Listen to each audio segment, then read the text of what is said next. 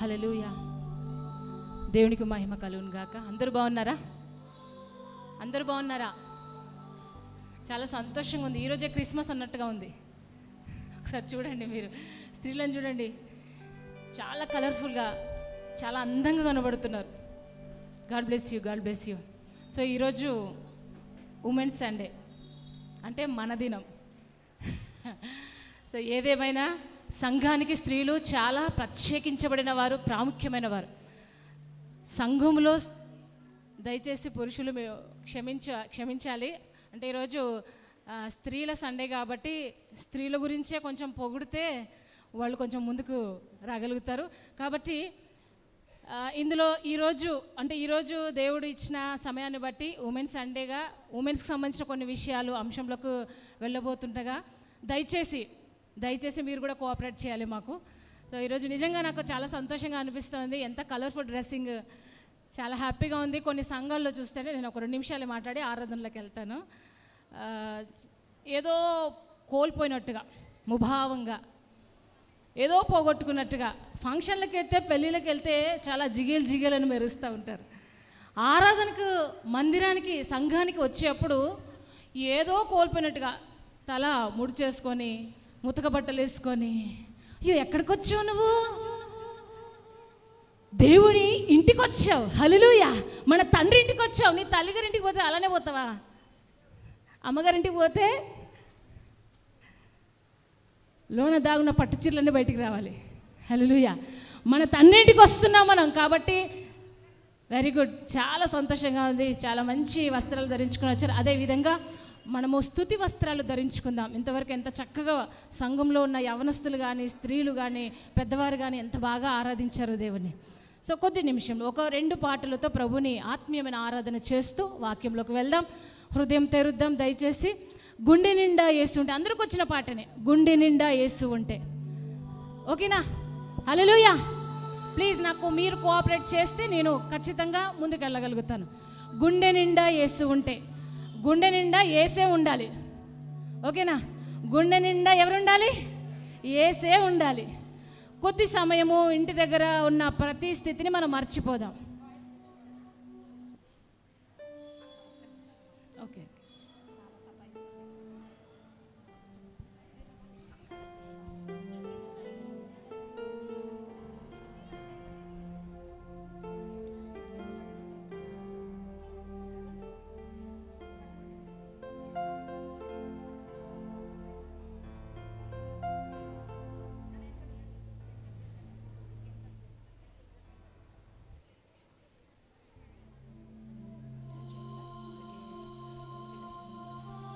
ఒకసారి లేచి నిల్చుందాం అందరము. ప్రభు మందిరానికి వచ్చినాం. ఇది నా ప్రార్థనా మందిరం అంటున్నాడు దేవుడు. హల్లెలూయా. ఎక్కడ 2 లేక 3 నా నామంలో కూడా ప్రార్థిస్తారో వారి మధ్యలో ఉంటానంటున్నాడు ప్రభు. ఎంత మంచి మంద, ఎంత మంచి గుంపు. దేవుడు ఇష్టపడే ఆరాధన స్థలము ఈ స్థలం.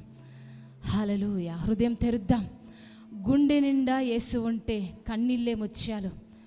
గుండె నిండా యేసు ఉంటే కన్నీళ్ళే ముత్యాలు. నువ్వు ఎలాంటి పరిస్థితులు వచ్చినా ప్రియా దేవుని బిడ్డ, ఏ భారముతో వచ్చావో, ఏ దుఃఖముతో వచ్చావో, ఏ అల్లరితో కూడిన పరిస్థితులు కుటుంబంలో జరుగుతున్నాయి, అసమాధానాలు, ఆటంకాలు, ఇబ్బందులు, నెమ్మది లేకపోవడం, తరమబడే పరిస్థితి, ఎందుకు ఈ జీవితం అనే పరిస్థితులు, అపవాది ఎన్ని రకాలుగా తరుముతుందో అన్ని రకాలుగా నలిగిపోతున్న స్థితిలో ఉంటున్నావా? అయితే ప్రియా దేవుని బిడ్డ, నీ హృదయం తెరువు. కొద్ది సమయం ప్రభు నీ హృదయంలోకి ఆహ్వానించు. స్వరాలు కలుపుదాం, దేవుణ్ణి ఆరాధిద్దాం. నీవు స్వరమెత్తి గలమెత్తి ఆరాధిస్తున్నప్పుడు ఆకాశ ద్వారాలు తెరవబడతాయి. హల్లెలూయా. నువ్వు స్వరమెత్తి గలమెత్తి ఆరాధిస్తున్నప్పుడు పరలోక ద్వారాలు తెరవబడి పరిశుద్ధాత్ముడు మన మధ్యలోకి వస్తారు. నిజంగా ప్రభు నీలో వసించాలంటే, ప్రభు నీలో వసించాలంటే, ప్రభు నీలోకి రావాలంటే నీ హృదయం తెరవాలా. హల్లెలూయా. నీ మనోనేత్రం తెరవబడాలి. నీ కళ్ళు మూసుకొని సిలువ మీద నీ కొరకు వేలాడిన యేసయ్యను, నీ కొరకు మరణించిన ప్రభుని, నీ కొరకు రక్తధార, ఇదిగో నీ కొరకు రక్తాన్ని కార్చిన దేవుణ్ణి నీవు హృదయము తెరిచి ప్రభుని చూడు, ఆహ్వానించు. స్తుతిద్దాం. నీ ఇంట్లో ఉన్న విషయాలు, నీకున్న ప్రతి సమస్యను కొద్ది సమయం పక్కన పెట్టు. ప్రభుని ఆరాధించడానికి వచ్చావు. నిన్ను చూచే కన్నులు నాకు ఇవ్వయ్యా. నీ స్పర్శను పొందుకునే ఆశీర్వాదం నాకు ఇవ్వయ్యా. అయ్యా నువ్వు నాకు కావాలి ప్రభా, నా గుండె నిండా నువ్వే ఉన్నావు ప్రభా. వ్యక్తపరుద్దాం ప్రభుని ఆరాధిద్దాం. Hallelujah hallelujah. Thank you Jesus. హల్లెలూయా.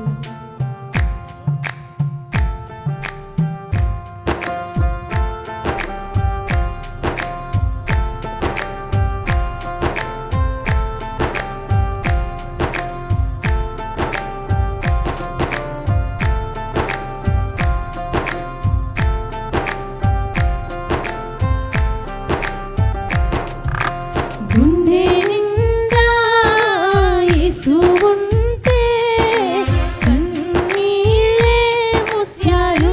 చప్పట్లు కొడదామా? ప్రభుని మహిమపరచుదాం. గుండె గుడిలో యేసు ఉంటే దుఃఖమైన సంతోషం. ఎవరు మౌనంగా ఉండదు దయచేసి. నువ్వు దీవించబడాలంటే ఆరాధించు.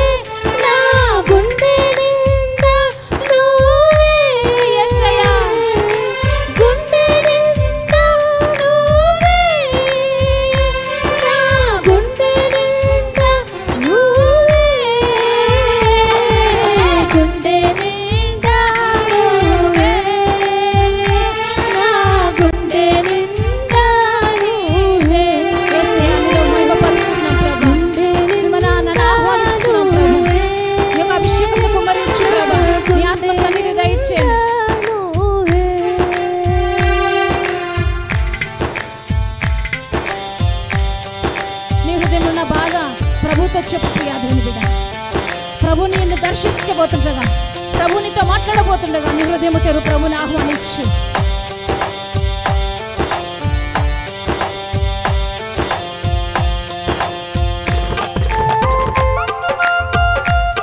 లోక స్నేహం వెలివేసిన, ఈ లోకంలో ఉన్న వారు బంధువులు, స్నేహితులు, కుటుంబ సభ్యులను వెలివేసిన ప్రియాదేవుని బిడ్డ, శోకంలో కృంగిపోయిన పరిస్థితుల్లో ఉన్న నిజంగా ప్రభు వైపు చూసినట్లయితే నీ హృదయం తెరిచి ప్రభుని ఆరాధించు. హల్లెలూయా.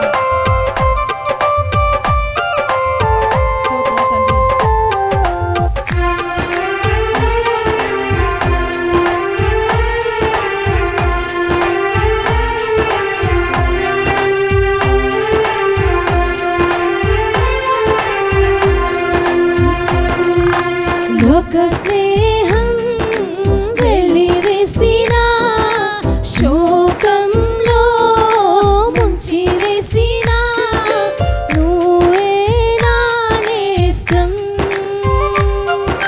నా హృదయం చెప్పేదొక్కటే, గుండె నిండా నువ్వే.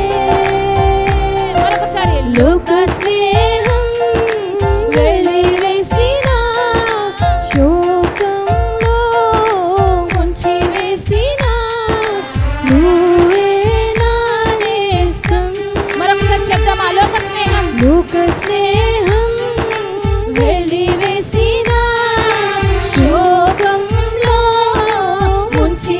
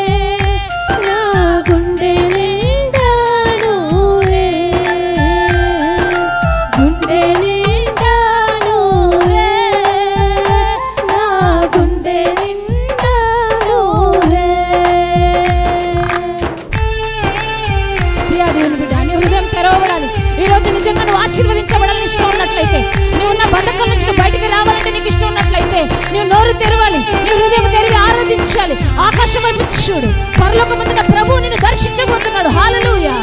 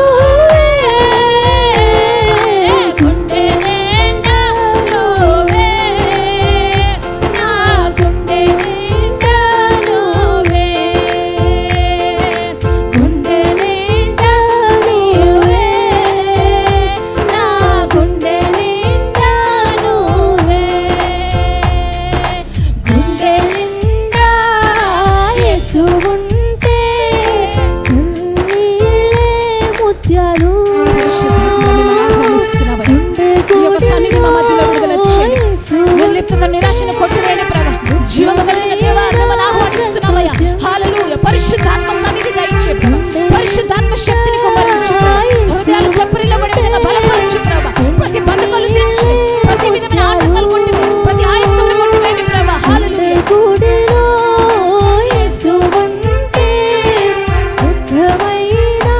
సంతోషం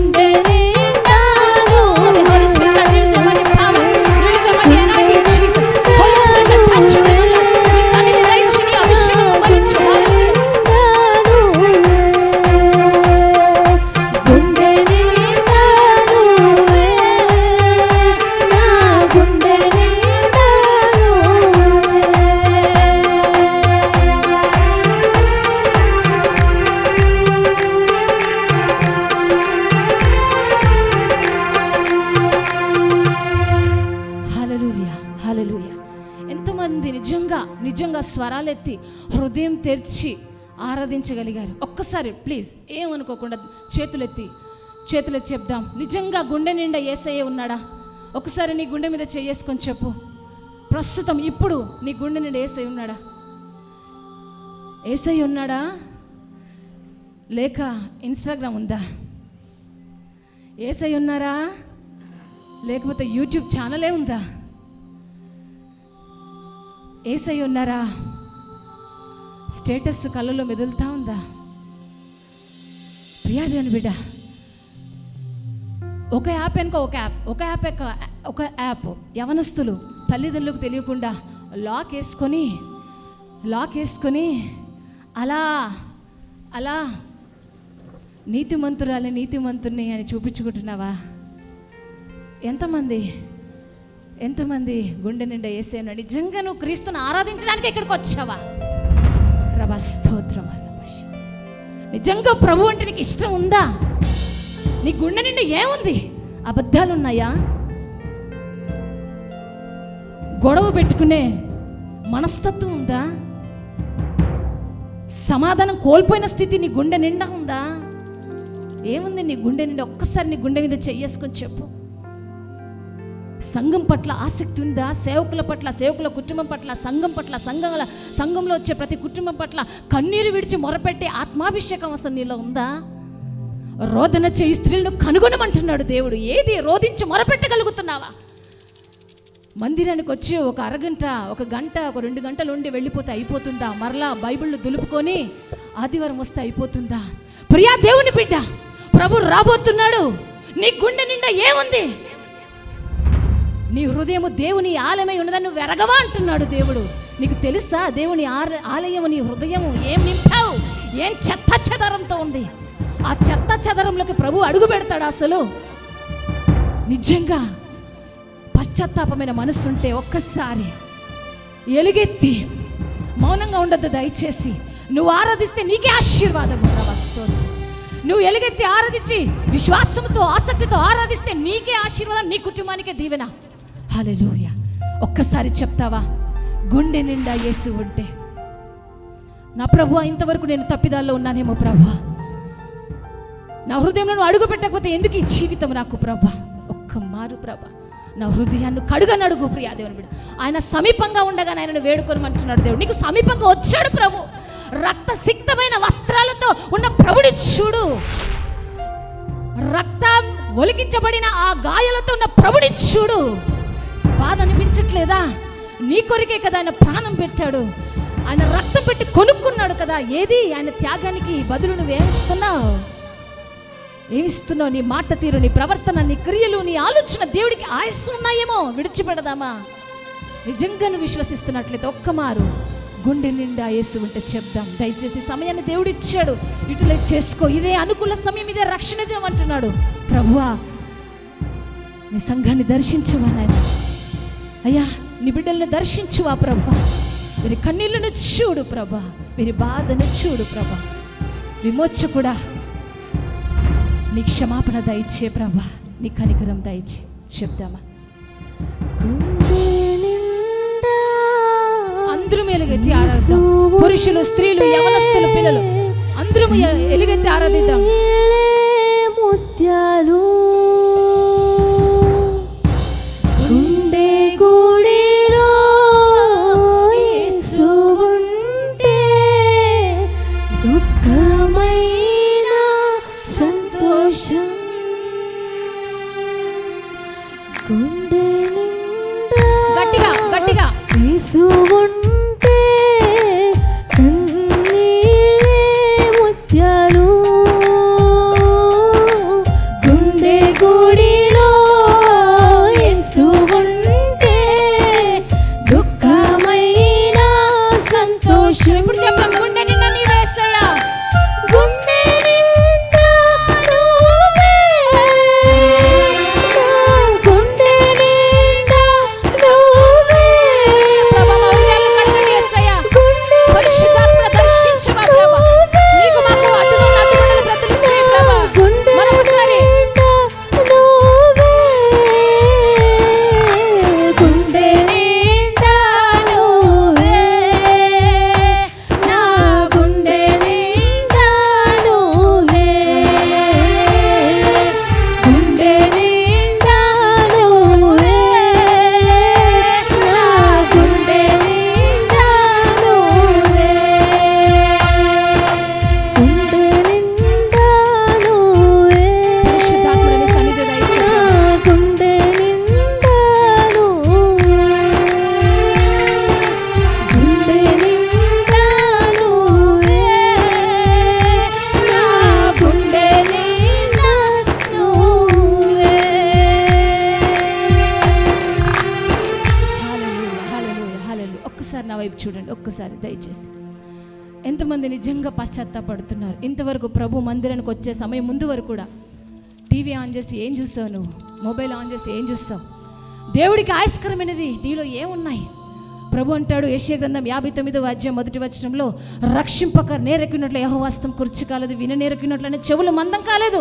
మీ దోషములు ఆయనకు మీకు అడ్డుగా వచ్చినాయి అంటున్నాడు. ఏంటి ఆ దోషములు?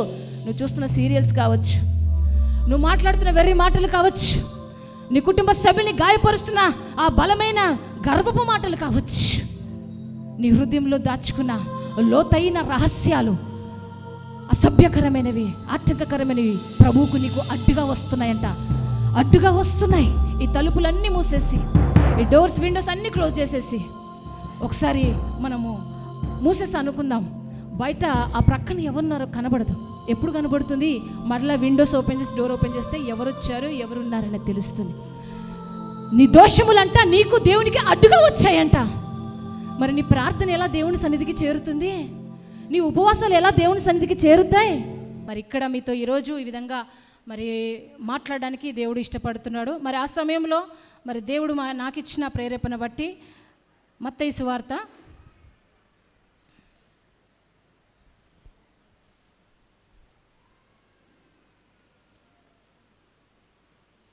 మత్తయి సువార్త 26వ అధ్యాయము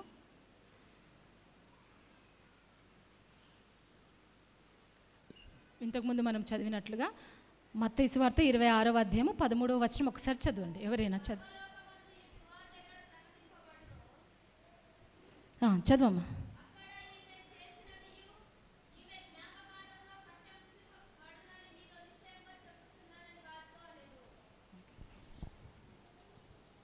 మరొక్కసారి చదవమ్మా.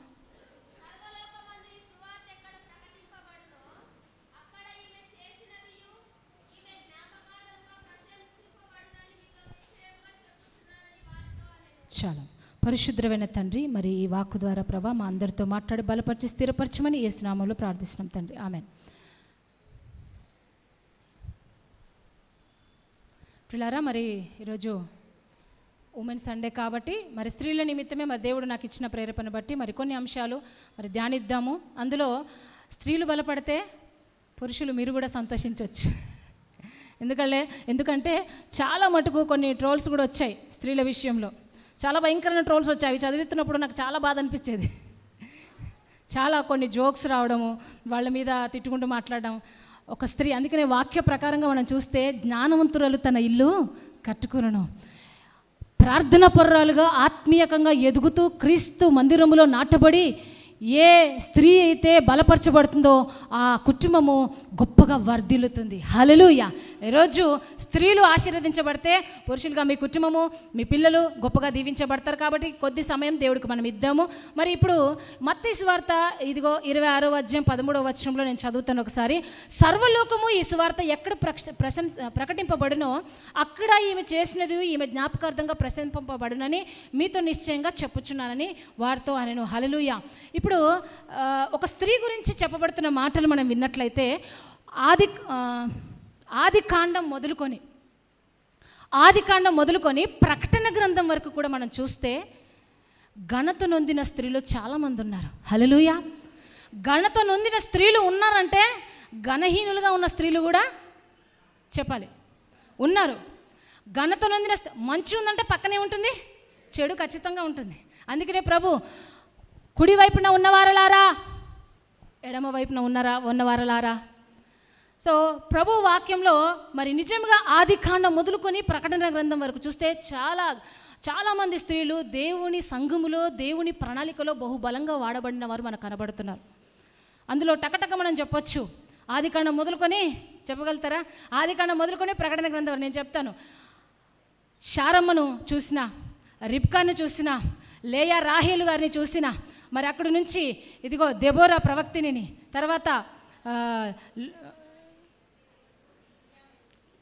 హుల్లా అనే ప్రవక్తిని చూసిన, అక్కడి నుంచి వచ్చేసి చాలామంది ఉన్నారు. కొత్త నిబంధనకు వచ్చేసరికి మరియమ్మ తల్లి, ఎలిజబెత్ అమ్మ, లూదియా, ఇలా ఎంతోమంది స్త్రీలు వాళ్ళకి ఇచ్చిన ప్రణాళికలో బలమైన ఘనమైన పాత్ర వహించారు. ప్రియాదేవుని బిడ్డ, ఘనమైన పాత్ర వహించారు. మరి అందులో ఈరోజు దేవుడు మరి ఘనత కలిగించిన స్త్రీలలో మరి ఇద్దరు వ్యక్తులను మనం ధ్యానిద్దాం. అదే మాదిరిగా ఘనహీనులుగా ఉన్న స్త్రీలు కూడా ఉన్నారు. మరి వారిని బట్టి ఏం జరిగిందనేది కూడా ధ్యానిద్దాం. మరి పరిశుద్ధ గ్రంథంలో మనం చూసినట్లయితే మరి న్యాయాధిపతుల గ్రంథము మనకు సుపరిచితమైన వ్యక్తే. న్యాయాధిపతుల గ్రంథము, న్యాయాధిపతులు 4వ అధ్యాయము 1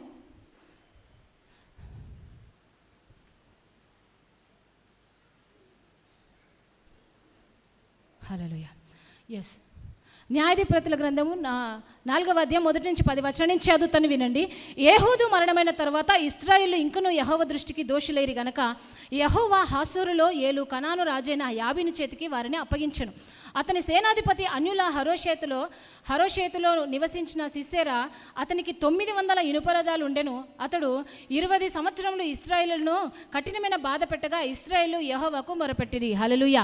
ప్రియులారా, మీరు గమనించండి, ఈ న్యాయాధిపతుల గ్రంథంలో మనం చూసినట్లయితే దాదాపుగా చాలామంది మరి న్యాయాధిపతులు మనకి ఇక్కడ కనబడుతున్నారు. ఒక దాదాపుగా 16 మంది న్యాయాధిపతులు మనకు కనబడుతున్నారు. అందులో మరి ఈ యొక్క అధ్యాయంలో మనం చూసినట్లయితే మరి ఈ ప్రస్తావన ఎందుకు దేవుడు తీసుకొచ్చాడు అని అంటే, ఇశ్రాయేలు నుండి దేవుడు చాలా బాగా ప్రేమిస్తున్నాడు. మీకు తెలుసా, చాలా బాగా ప్రేమించాడు. ఇశ్రాయేలు ప్రజలంటే దేవుడికి చాలా ఇష్టం. మనల్ని ఇష్టపడుతున్నట్టుగా ఇశ్రాయేలు ప్రజలందరినీ దేవుడు అలా ఇష్టపడుతున్నాడంట. సో ఆ ఇశ్రాయేలు ప్రజల్ని విమోచించడానికి, దాస్యత్వం నుంచి విడిపించడానికి దేవుడు మరి తన సేవకుడైన మోషేను, తర్వాత యెహోషువను, ఇలా ఒక్కొక్కరిని దేవుడు నడిపించుకుంటూ వాళ్ళని ముందు పెట్టి వాళ్ళని ఇశ్రాయేలు అందరినీ ఐగుప్తు దాస్యత్వం నుంచి విడిపించినట్లుగా మనకు తెలుసు. తర్వాత దేవుడు వారు దాస్యత్వంలో చిక్కుబడి అనగా పాపము చేసిన వారే శిక్షకు అప్పగించబడినప్పుడు వారికి విమోచన కలిగించడానికి, అర్థమవుతుంది కదా, ఇశ్రాయేలు ప్రజలు పాపము చేసి దేవుడి ఉగ్రతకు లోనై వారు శిక్షకు అప్పగించబడ్డప్పుడు, వారు హింసించబడుతున్నప్పుడు, వారు ఆ పరిస్థితుల నుంచి విడుదల కలిగించడానికి, ఆ బంధకాల నుంచి విడుదల కలిగించడానికి, దేవుడు విమోచించడానికి, రక్షించడానికి ఇశ్రాయేలు ప్రజల కొరకు న్యాయాధిపతులను పుట్టించాడు. ఆ కాలంలో న్యాయాధిపతులను పుట్టించారు. అయితే అటువంటి కోణంలో కొంతమంది న్యాయాధిపతులు వచ్చారు. ఆ సమయంలో ఈ అధ్యాయంలోకి వస్తే ఎప్పుడు కూడా ఇశ్రాయేలు ప్రజలు నిజంగా మీకు ఇంతకు మునుపు చాలాసార్లు ధ్యానించుండొచ్చు, ఐగుప్తు దాసత్వంలో భయంకరంగా హింసించబడ్డారు, మిక్కిలి హీనదశకు వచ్చారు, నలగొట్టబడ్డారు, స్త్రీలు పట్టబడ్డారు, యవనస్తులను భయంకరంగా ఈడ్చారు, పిల్లలను చంపారు. ఏ విధంగా అంటే ఇక భయంకరమైన హింసకు మరి ఐగుప్తీయులు మరి శత్రువులు వారిని హింస పెట్టినప్పుడు అలాంటి వారి నుంచి విడుదల కలిగించిన న్యాయాధిపతులను ఎప్పుడైతే దేవుడు ఏర్పాటు చేస్తాడో, న్యాయాధిపతులు వచ్చి వారి పక్షంన న్యాయం చేస్తూ, వారి పక్షంన మొరపెడుతూ దేవుని సన్నిధిలో ప్రార్థన చేసినప్పుడు దేవుడు ఇశ్రాయేలు ప్రజల్ని విడిపించాడు. అలాంటి కోణంలో వీరు గమనించండి, వాళ్ళు తప్పు చేస్తున్నారు, దేవుడు శిక్షకు అప్పగిస్తున్నాడు, మరలా దేవుడు న్యాయాధిపతులను పంపిస్తున్నాడు, విడిపిస్తున్నాడు. అద్భుతం కదా. ప్రభు వాక్యం అంటుంది, ప్రియాదేవుని బిడ్డ, ఆయన ప్రేమయ్య ఉన్నాడు. హల్లెలూయా. ఆయన ప్రేమయ్య ఉన్నాడు కాబట్టి ఎన్ని మార్లు తప్పిదాలు చేసినా, ఎన్ని మార్లు దేవుని ముందర మరి దేవుని బాధపెట్టే పరిస్థితులు తెచ్చినా దేవుడు వారు మొరపెట్టగానే వెంటనే వింటున్నాడు. అలా దేవుడు వాళ్ళని విడిపించిన తర్వాత ఆ కాలంలో ఇశ్రాయేల్ ప్రజలు మరలా తప్పిదం చేస్తారు. ఏం తప్పిదం చేశారంటే విగ్రహారాధన చేశారు, దేవుడికి కోపం పుట్టించారు. ఏది యోగ్యమైనదో, ఏది ఖ్యాతి గలదో తెలిసి నడుచుకోమని దేవుడి వాక్యం హెచ్చరిస్తున్నప్పటికీ, ఎన్ని వాక్యాలు విన్నా, ఎన్ని వాక్యాలు చదివినా, ఎంతగా దేవుళ్ళో బలపడుతున్నాను అనుకున్నా, ఏదో ఒక స్థలంలో, ఏదో ఒక సమయంలో తప్పిదాలు చేస్తూనే ఉన్నాం. ఇశ్రాయేలు ప్రజలు కూడా ఆ కాలంలో అంటే దేవుడు క్షమించినప్పటికీ మరలా వారు ఏం చేస్తున్నారు, ఇక సాఫీగా ఉన్నాం, నా కుటుంబం బాగుంది, ఇక నెమ్మదిగా ఉంది అనేసరికి ప్రభు మందిరాన్ని వదిలిపెట్టారు, ప్రభుని ఆరాధించడం వదిలిపెట్టారు, ప్రభు వాక్యాన్ని వదిలిపెట్టారు, లోక సంబంధమైన వాటి వెంట వెళ్ళిపోయారు. ఎక్కడ బలిపీఠం కట్టాలో ఆ బలిపీఠాన్ని వదిలిపెట్టి ఇదిగో అన్యత్వంలో కొట్టుకుపోతున్నప్పుడు దేవుణ్ణి అవమానపరిచారు, దేవుణ్ణి గాయపరిచారు, దేవుణ్ణి బాధ పెట్టారు. అటువంటి సమయంలో సాక్షాత్తుగా దేవుడే ఇశ్రాయేలు ప్రజలంట శత్రువుకు అప్పగించాడు. అయితే హాసోరులో ఏలు కనాను రాజైన యాబీను చేతికి వారిని అప్పగించాను. ఒక అన్యుడు అయిన రాజు చేతికి దేవుడు కోపం చేత తన ఇష్టంగా ప్రేమిస్తున్న ప్రజలనంట యాబీను అనే అన్యుడైన రాజు చేతికి అప్పగించాడంట. అక్కడ ఒక సేనాధిపతి ఉన్నాడు. ఆ సేనాధిపతి ఎవరంటే సిసెరా. మీరు గుర్తుపెట్టుకోవాలి, సిసెరా. ఇతడు ఎలాంటి వాడంటే 900 ఇనుప రథాలు ఉండేను. గమనించండి, ఒక్కసారి ఊహించండి. ఒక్క ఇనుప రథం కాదు, అప్పట్లో ఇప్పుడు మనకు కార్లు ఉన్నట్టుగా ఇప్పుడు ఇంటింటికి ఒక కారు, మంచి బైక్స్ మామూలుగా కాదు కదా. చాలా దౌర్భాగ్యం. పిల్లలు కొంచెం ఎదుగుతున్నారంటే, 10th అయిపోయిందంటే, ఇంటర్మీడియట్కి వచ్చారంటే, కొంచెం చదువుతున్నారనంటే, నా కాలేజీలో మమ్మీ నా ఫ్రెండ్స్ ఎలా వస్తున్నారో తెలుసా, కొడుకు చాలా బాధపడుకుంటూ చెప్పేసరికి తల్లి మనసు చాలా పగిలిపోతుంది. తల్లి మనసు పగిలిపోయి ఎక్కడ చెప్పాలో అక్కడ భర్తని ఎలా కన్విన్స్ చేయాలో చేయించి, ఏ వయసులో ఇవ్వకూడదో, ఏ వయసులో వాళ్ళ చేతికి రావద్దో అలాంటి మొబైల్స్ కానీ ఐఫోన్స్. ఈరోజు పిల్లలు ఎలా చెడిపోతున్నారు. తల్లులారా జాగ్రత్త. తల్లుల్ని అంటారంటే ఖచ్చితంగా, ఎందుకనంటే తల్లి కంటికి రెప్ప వల్ల ఖచ్చితంగా కాపాడుతుంది. ఎందుకంటే భర్తగా ఉన్న వ్యక్తి, తండ్రిగా ఉన్న వ్యక్తి మరి ఉదయం వెళ్ళి రాత్రికాలం వరకు వస్తాడు. కంటికి రెప్ప వల్ల వాళ్ళు కాలేజీకి వెళ్ళినా, స్కూల్కి వెళ్ళినా, మళ్ళీ ఇంటికి వచ్చినా గమనించేది తల్లే. ప్రియాదేవుని బిడ్డ, సమస్తం నీ చేతిలో ఉంది. నీ పిల్లల్ని ఎలా నువ్వు కాపాడుకుంటున్నావు, ఎలా చూస్తున్నావు. ఏ టైంలో ఇవ్వాలి బైక్, ఏ టైంలో ఇవ్వాలి మొబైల్, వాళ్ళు ఏం చేస్తున్నారు, పక్కకి వెళ్ళిపోయారు, ఐసోలేట్గా ఉండి, ఒంటరిగా ఉండి, వాళ్ళు నీతో మాట్లాడట్లేదు, మీతో కూర్చోవట్లేదు అంటే అక్కడే ఉంది ఏదో రహస్యం. జాగ్రత్త, గమనించండి తల్లులారా. కొలాప్స్ అయిపోయిన తర్వాత తల బాదుకుంటే ఏమొస్తుంది. రీసెంట్గా ఒక కుటుంబాన్ని మేము దర్శించినప్పుడు ఆ కుటుంబంలో ఆ పిల్లోడు చాలా ఇంటెలిజెంట్. Intermediate first year.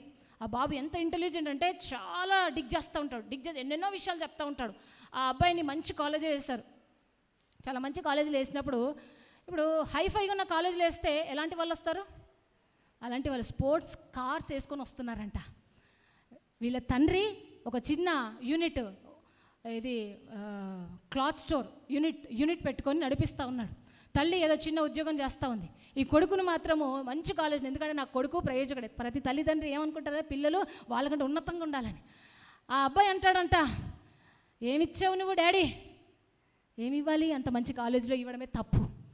ఏమంటున్నాడు ఇప్పుడు తండ్రిని లెక్కగడుతున్నాడు. నా ఫ్రెండ్స్ ఎలా వస్తున్నారో తెలుసా? మంచి మంచి కార్లలో వస్తున్నారు. బైక్ కూడా సరిగా కొనుక్కోలేని పరిస్థితి వాళ్ళది. ఆ అబ్బాయి అంటున్నాడు, మరి ఎవరిది తప్పు అనుకుందాం? తల్లిదండ్రులదే. స్తోమతకు తగిన విధంగా, మన స్తోమత మన ప్రభువే నిజమే, కానీ వాళ్ళకు నువ్వు ఏ వయసులో ఏ విధంగా ఉండాలో నేర్పిస్తే సరిగా క్రమంగా నడవగలుగుతాడు. హల్లెలూయా, సరిగా నడవగలుగుతాడు. అయితే ప్రియదేవుని బిడ్డ, ఇక్కడ వాక్యంలోకి మనం వెళ్ళినట్లయితే, మరి సిసోర విషయంలో చూసినట్లయితే సిసేరా 900 రథాలు ఉన్నాయంట. ఎందుకు వచ్చింది టాపిక్ అంటే, ఇప్పుడు ఇంటింటికి ఒక కారు ఉంది, ఇంటింటికి ఒక బైక్ ఉంది. అది నార్మల్గా కాదు, దేవుడి కృపను బట్టి మంచిగా దేవుడు ఇస్తున్నాడు. అప్పటి కాలంలో ఈ సిసేరకు 900 రథాలు ఉన్నాయంటే ఎంత బలగం ఉండాలి, ఎంత బలం ఉండాలి. తర్వాత అతడు 20 సంవత్సరంలో ఇశ్రాయేలీలను కఠినమైన బాధ పెట్టగా ఇశ్రాయేలు యెహోవాకు మొరపెట్టారు. గమనించండి, ఇశ్రాయేలీలు దేవునికి సంబంధించిన సొత్తు, దేవునికి సంబంధించిన పిల్లలు. అటువంటి ఇశ్రాయేలు చేసిన తప్పిదాన్ని బట్టి దేవాది దేవుడు వారి మీద ఉగ్రత కుమ్మరించడానికి వారిని శత్రులకు ఎన్ని సంవత్సరాలు అప్పగించాడో తెలుసా? వాళ్ళ క్రియల్ని బట్టి 20 సంవత్సరాలు దాస్యత్వానికి అప్పగించాడంట. ఇంకేముంది, పుట్టిన పిల్లడు 20 సంవత్సరాలు వచ్చేసరికి వాడు యవనకాలం వచ్చేస్తుంది కదా. 20 సంవత్సరాలు తన పిల్లలంట శత్రులకు అప్పగిస్తున్నాడు. దేవుడు బాధపడ్డా, నా కుమారుడా నేడు నిన్ను కని ఉన్నాను అంటున్నాడు. దేవుడు కని ఉన్నాడు, నిన్ను కన్నాడు అంటున్నాడు. నా రక్తం చేత నిన్ను కొనుక్కున్నాను అంటున్నాడు. నా రక్తం చేత నిన్ను కొనుక్కున్నా, నీవు నీ దానివి నీ వాడవి కాదు, నువ్వు నా సొత్తు అంటున్నాడు. నువ్వు నాకు నీ శరీరంలో ఒక ముక్కునైనా, ఒక చెవినైనా, ఒక వేలి గోరునైనా నువ్వు సృష్టించుకున్నావా ప్రియాదేవుని బిడ్డ? అంటే స్త్రీలో కోపం వచ్చినా, బాధ వచ్చినా, దుఃఖం వచ్చినా, భర్త తిట్టినా, తండ్రి తిట్టినా, ఏనా నాకు వద్దు జీవితం. ఎక్కడుంది వెతుకుతారు. ఎక్కడుంది పిరికితనం గల ఆత్మను దేవుని ఇవ్వలేదు. నీ శరీరంలో ఒకసారి నువ్వు జ్ఞాపకం చేసుకో. నువ్వు ఎటువంటి వయస్కురాలవైనా ప్రియాదేవుడు ఈరోజు నీతో మాట్లాడుతున్నాడు. బాధ కలిగిందనో, అవమానం అయ్యిందనో, నాకు ఈ బతుకొద్దు అంటున్నావా? లెక్క చెప్పాలి, జాగ్రత్త. నీ శరీరంలో నువ్వేం సృష్టించుకోలే, నా సొత్తు అంటున్నాడు. నువ్వు దేవునికి సంబంధించిన బిడ్డవి. దేవునికి సంబంధించిన బిడ్డలో మనం ఒకరోజు లెక్క చెప్పాలి. నీ మాట, నీ ప్రవర్తన, నీ క్రియలు, నీ ఆలోచనల సమస్తానికి తీర్పు ఉంటుంది. ఆ రోజు లెక్క చెప్పాల్సిన అవసరం ఉంది. ఇది క్రైస్తవులుగా మనం మరవద్దు ప్రియాదేవుని బిడ్డ. ప్రభు ఇశ్రాయేలీలు ఇష్టమైన బిడ్డలుగా ఉన్నప్పటికీ ప్రభుకు వ్యతిరేకంగా వెళ్ళారు కాబట్టి 20 సంవత్సరాలు శత్రువుకు అప్పగిస్తే ఆ శత్రువు అంట బహు భయంకరంగా బాధ పెట్టాడంట దేవుని ప్రజల్ని. అయ్యో, ప్రభు చూస్తూ ఊరుకున్నాడా? నా ప్రభు ఎక్కడ పోయాడు? అప్పుడు గుర్తొచ్చాడు. 20 సంవత్సరాల తర్వాత ఇశ్రాయేలు ప్రజలకు ప్రభు గుర్తొచ్చాడు. మొరపెడుతున్నారు, అయ్యో దేవా, మేము తప్పిదం చేస్తాం, నీ చిత్తం లేని మార్గంలో వెళ్ళాం, క్షమించు. సిస్సేరా భయంకరంగా వాళ్ళని బాధ పెడుతుంటే నలగొట్టబెడుతున్నారంట, కృంగిపోతున్నారు, చస్తున్నారు. ఆ సమయంలో ప్రభు సన్నిధిలో ప్రభు యొద్ద మొరపెడుతున్నప్పుడు ఇప్పుడు చూడండి, కింది వచనాలు మనం చదువుదాము. 4th verse. ఆ కాలమున లప్పీదోతుకు భార్య అయిన దెబోరా అను ప్రవక్తని ఇశ్రాయేలీలకు న్యాయాధిపతిగా ఉండెను. హల్లెలూయా. న్యాయాధిపతిగా ఉండెను. ఆమె ఎఫ్రాయిమీయుల మన్యమందలి రామాకును బేతెలుకును మధ్యనున్న దెబోరా సరళ వృక్షం కింద తీర్పుకై కూర్చుంటుట కద్దు. తీర్పు చేయుటకై ఇశ్రాయేలీయులు ఆమె యొద్దకు వచ్చుచుండిరి. ఆమె నఫ్తాలి కెదెషులో నుండి అబినోయాము కుమారుడైన బారాకును పిలువనంపించి అతనితో ఇట్లను, నువ్వు వెళ్ళి నఫ్తాలిలోను జబులినీలోను 10,000 మంది మనుషులను తాబోరు కొండ యొద్దకు రప్పించుము. నేను నీ దగ్గరకు 50 సేనాధిపతి అయిన సిసెరాను అతని రథములను అతని సైన్యమును కీషోను ఏటి యొద్దకు కూర్చి నీ చేతికి అతన్ని అప్పగించదని ఇశ్రాయేలు దేవుడైన యెహోవా సెలవిచ్చి ఉండలేదా? ప్రియులారా, మరి ఇక్కడ ఒక స్త్రీని దేవుడు పరిచయం చేస్తూ ఉన్నారు. గమనించండి వాక్యం. ఇక్కడ ఆ ప్రవక్తిని ఏం పేరండి? దెబోరా. ఎన్నోసార్లు చదివాం, ఎన్నోసార్లు ధ్యానించాం. దెబోరా ఒక ప్రవక్తిని తెలుసు, ఒక న్యాయాధిపతి అని తెలుసు. కానీ ఇంకా లోతైన విషయాలు మనం ధ్యానించినట్లయితే గమనించండి, ఈ దెబోరా స్త్రీ గురించి ఎందుకు పరిశుద్ధ గ్రంథంలో దేవుడు రాస్తాడంటే, ఒక ప్రత్యేకించబడిన స్త్రీ ఆమె. లోక ఆశలు, లోక సంబంధమైన లోక ముచ్చట్లు, లోక సంబంధమైన తన వ్యక్తిగతమైన ఇదిగో కోరికలతో ఈడవబడకుండా వాటికి దూరంగా ఉండి చూడకుండా వినకుండా మాట్లాడకుండా తను ప్రత్యేకపరచుకుందంట లోకంతో. హల్లెలూయా. ప్రియాదేవుని బిడ్డ, మరి నువ్వు ఎంతగా ప్రత్యేకపరచుకుంటున్నావు? ప్రార్థన చేద్దాం అనుకుంటాం, ఆశ ఉంటుంది, ఆసక్తి ఉంటుంది. బైబిల్ తీసుకుని ఇలా కూర్చుందాం అనుకునే లోపే అప్పుడే వస్తారు. ఉన్నారా? మన పక్కింటోలో మన బంధువులో వచ్చేస్తారు. దేవుడేమో వెళ్ళు, లోపలికి వెళ్ళి ప్రార్థన చేయి, మాట్లాడు, వాక్యం చదువు, వాక్యం ప్రేరేపణ లోపల వస్తుంది, అప్పుడే వస్తాడు. గమనించండి, తప్పుగా అనుకోద్దు. బంధువులు, స్నేహితులు ఎవరు వచ్చినా నిజంగా వాళ్ళే వచ్చారా?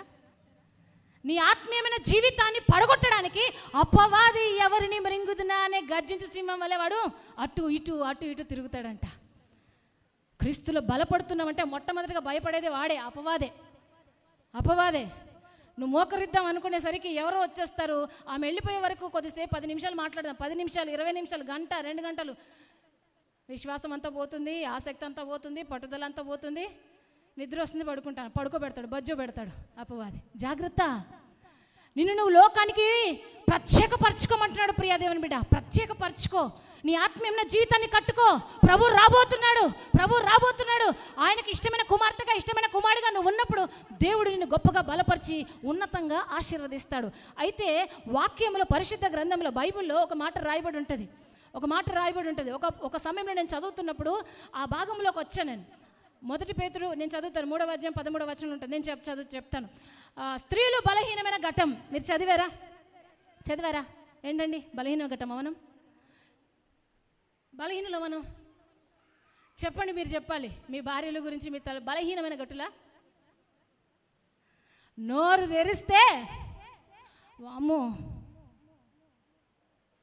నేను ఇంట్లో ఉండలేను, ఇప్పుడే మార్కెట్ పోయి వస్తా. దేవుడు అంటున్నాడు స్త్రీలంట బలహీన ఘట్టం అంట. మన గురించి సున్నితంగా, చాలా సెన్సిటివ్గా దేవుడు వాక్యం రాశాడు. మనమేమో వాక్యానికి విరుద్ధంగా ఉంటున్నామా?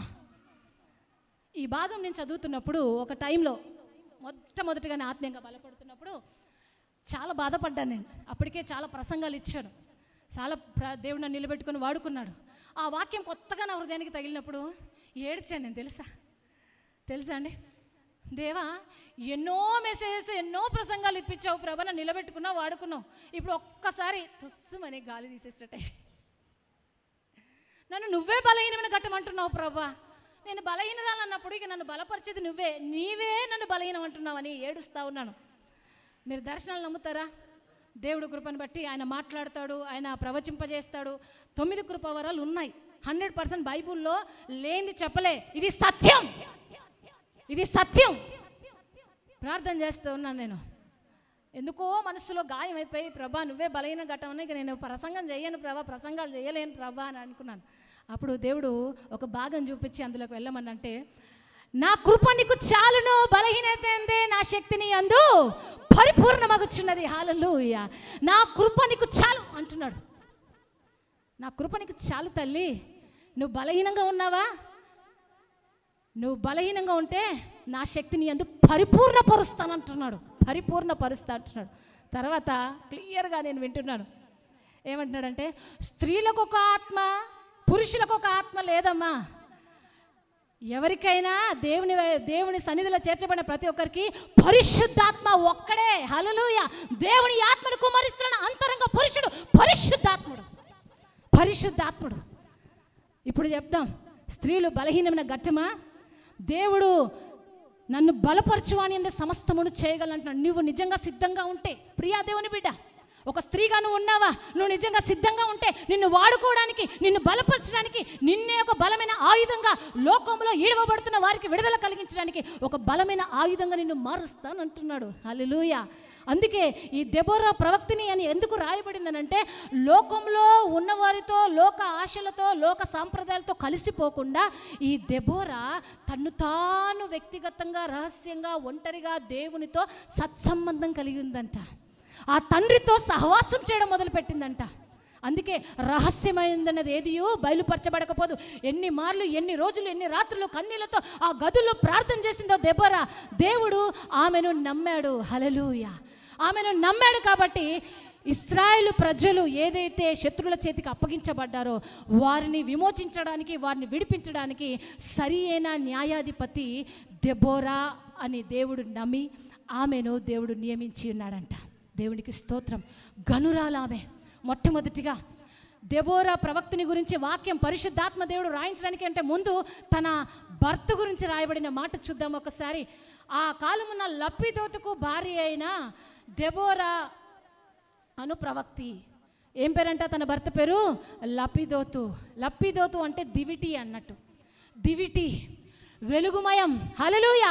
ఆ వెలుగులో తన భర్త సహవాసంలో, తన భర్త దగ్గర ఆత్మీయకంగా దేవునితో సహవాసం చేస్తూ, తన భర్త అండన ఆత్మీయకంగా దేవునితో సహవాసం చేస్తూ దేవుడికి మహిమకరమైన ప్రవక్తనిగా లేవనెత్తబడింది. ప్రియా దేవుని బిడ్డ, ఈరోజు నీ పరిస్థితి ఏంటి?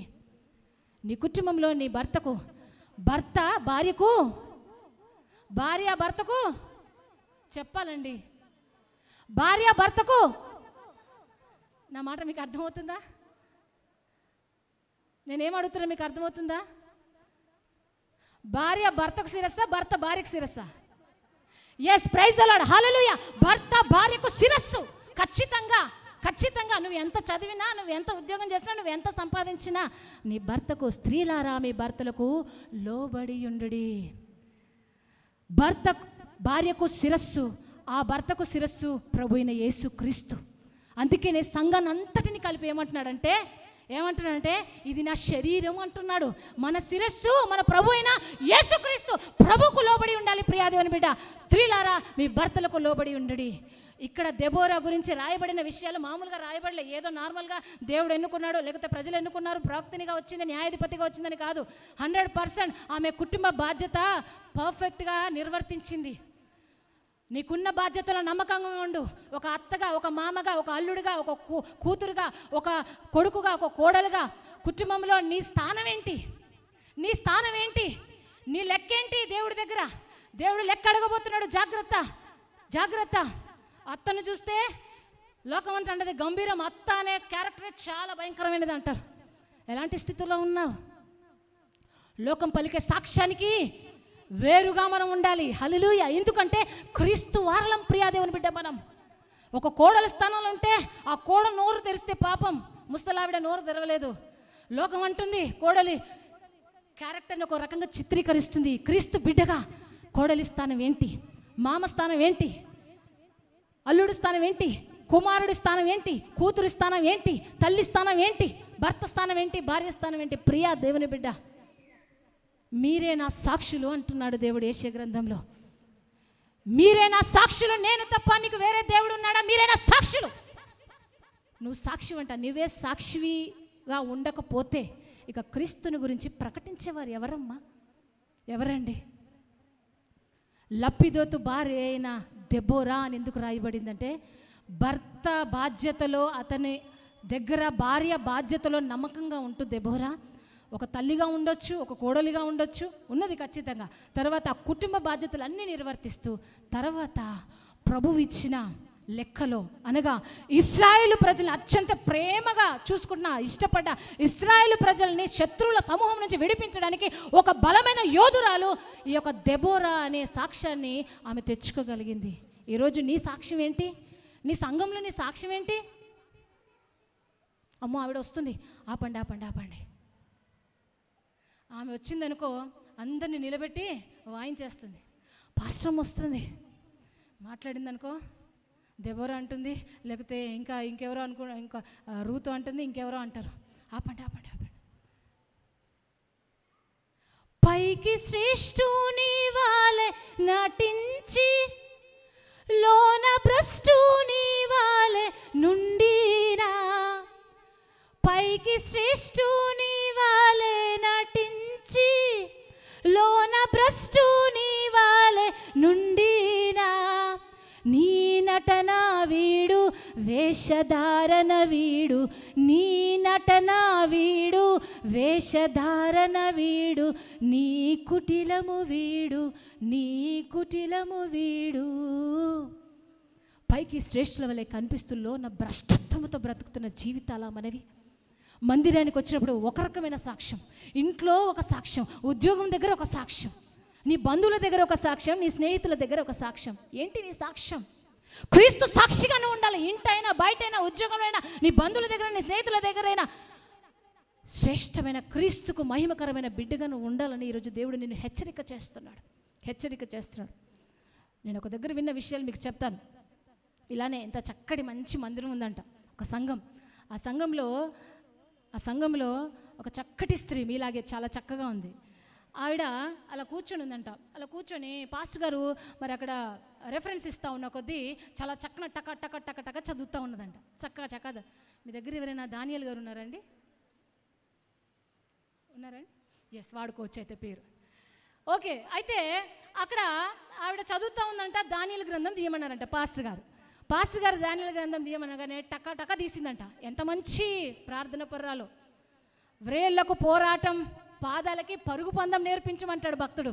దేవా నా వేళ్లకు పోరాటం. ఏంటో తెలుసా? వేళ్లకు పోరాటం కొట్టడం కాదు, టక టక టక టక టక బైబిల్ వర్సెస్ తీసి చదవడం. అదొక రకమైన మంచి దేవుడిచ్చిన తలాంతు. హల్లెలూయా.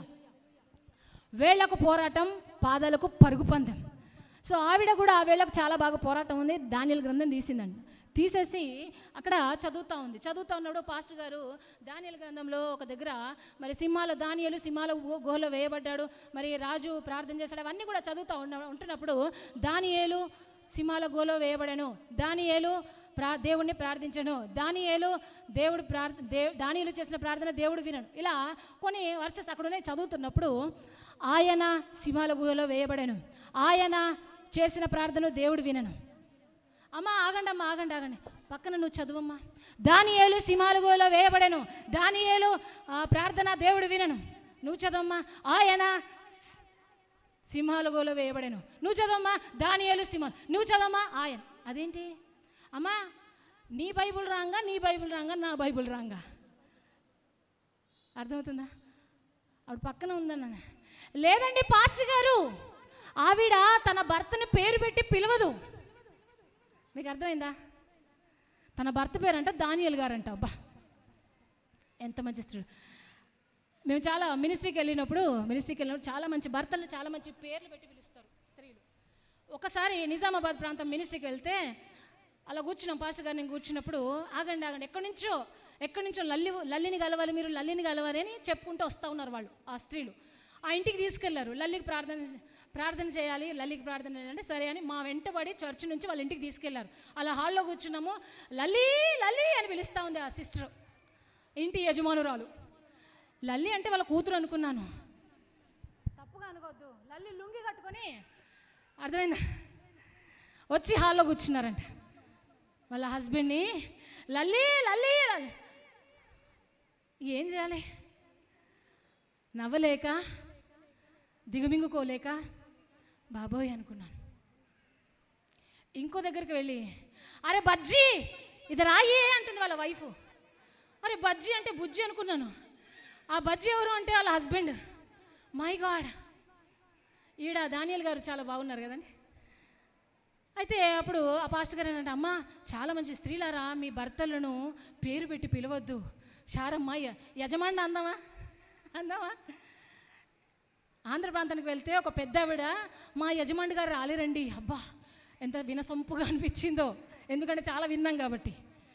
ప్రియాదేవుని బిడ్డ ఆవిడను పాస్టర్ గారు అన్నారు, అమ్మ వాక్యము ఉన్నది ఉన్నట్టే చదవాలి, అలా చదవద్దు అని చెప్పేసి, స్త్రీలారా మీ భర్తలను గౌరవించండి, పేరు పెట్టి ఎలా రఫ్గా పిలుస్తారో ఆమెను చూసి నేర్చుకోండి అన్నాడంట. అయిపోయింది. ఈ మామూలుగా హౌస్ విజిటింగ్ రోజు నెక్స్ట్ డే మండే రోజు అలా వెళ్తూ ఉన్నారు మన పాస్టర్ గారు. ఎంత సబ్మిషన్తో నిజంగా సంఘం గురించి ఆడటము, కుటుంబాలు దర్శించుకుంటూ వెళ్తూ ఉన్నారు. అలా వెళ్తుంటా ఉన్నాడు, మన దానియేలు గారి ఇంటి ముందు నుంచి వెళ్తూ ఉన్నాడు మన పాస్టర్ గారు. వెళ్తూ ఉంటుంటే లోపటి నుంచి ఒక కేక వినబడిందంట. ఒక కేక ఏం వినబడింది తెలుసా?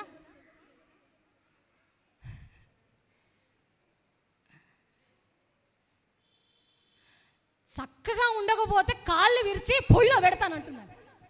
ఇదే లాంగ్వేజ్. కాళ్ళు విరిచి అమ్మగారు ఏది పైకి శ్రేష్ఠుని వాలే నటించి. ఎంతమంది ఉన్నారు ముసుగులో? ముసుగు తీద్దాం. ఈ ముసుగు దేవుడిచ్చిన కట్టడ, ఈ ముసుగు కాదు, హృదయాన్ని కప్పేసిన ముసుగు. కాళ్ళు విరిచి పొయ్యిలో పెడతావా? నువ్వా శిరస్సు నీ భర్తకి, నీ భర్త శిరస్సు నీకు. కుటుంబాల్లో అసమాధానాలు ఎందుకండి? దేవుడిచ్చిన కట్టడలు నమ్మకం. అఫ్కోర్స్ కొంతమంది నేను నా దగ్గరకు వచ్చిన కొన్ని ఇష్యూస్ని బట్టి భర్తలు ఎంతగా టార్చర్ పెట్టారో నాకు తెలుసు, అది కాదు. కానీ వాక్య ప్రకారంగా వెళ్తున్న సమయంలో ప్రియాదేవుని బిడ్డ నీ మట్టుకు నువ్వు నమ్మకంగా ఉండాలి. నీ సాక్ష్యాన్ని కాపాడుకో.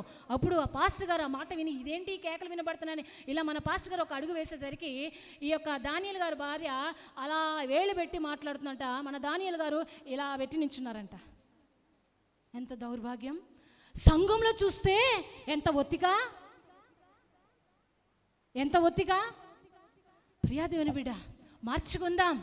మన హృదయానికి కమ్మిన ముసుగులు తీసేద్దాం. ఒకరోజు దేవుడు దానికి కమ్మిన పొరలు రాల్చివేసి నీ హృదయ లోతుల్లో ఉన్న ప్రతి స్థితిని తెరపైన చూపిస్తాడు. జాగ్రత్త. సమయం ఉండగానే ఇల్లు పెట్టుకుందామా? హల్లెలూయా. నువ్వంటే దేవుడికి చాలా ఇష్టం తల్లి, నువ్వంటే చాలా ఇష్టం. ఎందుకంటే ఆయన ప్రేమను కూడా ఒకని తల్లి వాడిని ఆదరించడం, నేను మిమ్మల్ని ఆదరిస్తున్నానంటున్నాడు దేవుడు. ఆదరిస్తున్నానంటున్నాడు.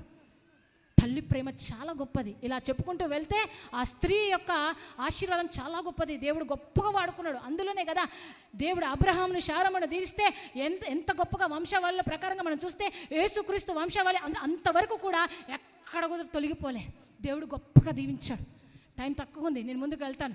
దెబోరా గురించి అక్కడ మాట్లాడుతూ ఉన్నాడు దేవుడు. అయితే అక్కడ కింద వచనాల్లో చూసినట్లయితే ఆమె నఫ్తాలి కేదేశుల నుండి అభినోయమ కుమారుడైన బారాకును పిలువనంపించి అతనితో ఇట్లా. దానికంటే ముందు వచనంలో ఆమె ఎఫ్రాయిమీల మన్యమందలి రామాకును బేతెలుకును మధ్యనున్న దెబోరా సరళ వృక్షం కింద తీర్పుకై కూర్చుంటుట కద్దు. ఆమె వృత్తి ఏంటంటే న్యాయాధిపతి, ఇశ్రాయేలీలకు తీర్పు తీర్చే ఆవిడ. ఏదైనా సమస్య వస్తే ఈ స్త్రీగా ఉన్న, ప్రవక్తినిగా ఉన్న, న్యాయాధిపతిగా ఉన్న ఈ యొక్క దెబోరా దగ్గరకు వచ్చి అక్కడ మాట్లాడేవారంట. 2 వర్గంలో వారు వచ్చి. అయితే ఈమె ఎక్కడ కూర్చుందంటే సరళ వృక్షం కింద కూర్చుందంట. మీరు గమనించండి. ఎఫ్రాయిమీల మన్యమందలి రామాకును బేతేలకును. రామా అంటే ఘనత నొందిన స్థలాల్లో సరళ వృక్షం అంటే పామ్ ట్రీ, ఖర్జూరపు చెట్టు. ఆ చెట్టు కింద ఘనత వహించిన ఆ స్త్రీ అలా కూర్చొని అంట ఇశ్రాయేలు ప్రజలకు తీర్పులు తీర్చేదంట. అంటే వాళ్ళకి ఏది మంచి ఏది చెడు చెప్పుకుంటూ ముందుకు నడిచేది. ప్రియాదేవుని బిడ్డ, నీ కుటుంబంలో నీ పరిస్థితిని ఒక్కసారి జ్ఞాపకం చేసుకో. ఏదైనా సమస్య వస్తే నీ బంధువులు కానీ, స్నేహితులు కానీ, నీకు సంబంధించిన వారు కానీ, చుట్టుపక్కల వారు కానీ ఆమె దగ్గరకు వెళితే ఆమెతో మాట్లాడితే నెమ్మది ఉంటుంది. ప్రార్థన పరాలు కూడా నీ విషయంలో ఆమెతో మాట్లాడితే నెమ్మది ఉంది అనుకుంటున్నారా? ఆమె దగ్గరికి వెళితే చాటింపు వేస్తుంది, తెలియని విషయాలు కూడా అన్ని తీసుకుని వెళ్ళి చెప్తుందనే సాక్ష్యం నిలుపుకుంటున్నావా? ఈవిడ దెబోరా అంటే తేనెటీగ. ఏంటండి దెబోరా అంటే మీనింగ్ ఏంటంటే తేనెటీగని మీరు తేనెని ఎప్పుడైనా తిన్నారా? ఎన్నో పదార్థాలు ఉన్నాయి, అందులో చాలా శ్రేష్టమైనది అంట తేనె. ఈ తేనెటీగ గురించి మనం ఆలోచిస్తే ఈ తేనెటీగ అంట ఒక ½ కేజీ, అరకిలో హాఫ్ కేజీ తేనెను మరి సమకూర్చాలనంటే భూమి చుట్టూ 3 రౌండ్లు అంటే 1,44,000 కిలోమీటర్ మైళ్ళ దూరంలో వెళ్ళే ఒక మనిషి వెళ్ళే విధంగా అది ఆ హాఫ్ కేజీ తేనెను సమకూర్చడానికి భూమి చుట్టూ 3 సార్లు తిరిగి వచ్చినంతగా తిరుగుతుందంట. అర్థమవుతుందా? ప్రయాసపడుతుంది తేనెను సమకూర్చడానికి. పూల మకరందాన్ని ఆయా రకాల పూల మీదకి వెళ్ళి వాలి ఆ మకరందాన్ని తీసుకొచ్చి తేనె తిట్టి పెడుతుంది. హల్లెలూయా. ఈ దెబోరా కూడా దేవుని సన్నిధిలో ప్రార్థన పర్రాలుగా ఎదుగుతున్నదంట. దేవుని సన్నిధిలో సబ్మిట్ అవుతున్నది, తాను తగ్గించుకుంటున్నది, ప్రభుని హెచ్చిస్తూ ప్రభుతో మాట్లాడుతూ ప్రభు దగ్గర విచారణ చేస్తుంది. ఆత్మీయంగా ఎదుగుతుంది, ఆత్మ ఫలాల చేత నింపబడుతుంది. గిన్నె నిండి పొర్లి పారే విధమైన అభిషేకము చేత దేవుని దగ్గర నింపబడుతున్నది. ప్రియా దేవుని బిడ్డ, ఈరోజు ఎంతమంది ప్రార్థనలు, వ్యక్తిగతమైన ప్రార్థనలు మీరు చేసుకోగలుగుతున్నారు? ఎంతమంది వ్యక్తిగతంగా ప్రార్థన చేసుకోగలుగుతున్నారు? క్రైస్తవ జీవితము విశ్వాసం మీద కట్టబడింది. విశ్వాసము లేకుండా దేవుడికి ఇష్టడై ఉండుట అసాధ్యమని దేవుడు అంటున్నాడు. ప్రియా దేవుని బిడ్డ, అసాధ్యం అంటున్నాడు. మరి విశ్వాసం ఉంటే నువ్వు ఏం చేయగలుగుతావు? ప్రార్థన చేయగలుగుతావు. ప్రార్థన లేకుండా నీ ఆత్మీయమైన జీవితం కొనసాగించబడదు. ప్రతి స్త్రీకి దేవుడిచ్చిన ఆశీర్వాదం ఏందో తెలుసా? రోదన చేసే కన్నీటి ప్రార్థన ఆత్మచేత నింపి ఉన్నాడు. ఎంతవరకు ఏడుస్తున్నావు? ఒక ఆవిడ అంటది వాళ్ళ ఇంట్లో ఓవెన్ వచ్చింది. నేను రీసెంట్గా విన్నాను, వాళ్ళ ఇంట్లో ఓవెన్ ఉంది. మన ఇంట్లో కూడా ఎప్పటి నుంచి అడుగుతున్నాను ఓవెన్ తెచ్చుకోవాలి. చిన్నవే కావచ్చు. ఎదుటి వారిని చూసి నీ జీవితాన్ని తప్పుల్లో పెట్టుకోవద్దు ప్రియా దేవుని బిడ్డ.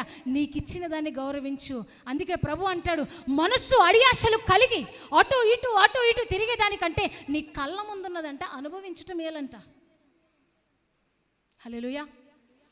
మనసు అడియాశలు కలిగి అటు ఇటు తిరిగేదానికంటే నీ కళ్ళ ఉందేముంది? నువ్వు కట్టుకునే బట్ట, నువ్వు తినే తిండి, నువ్వు ఉండే నివాసము, దాన్ని బట్టి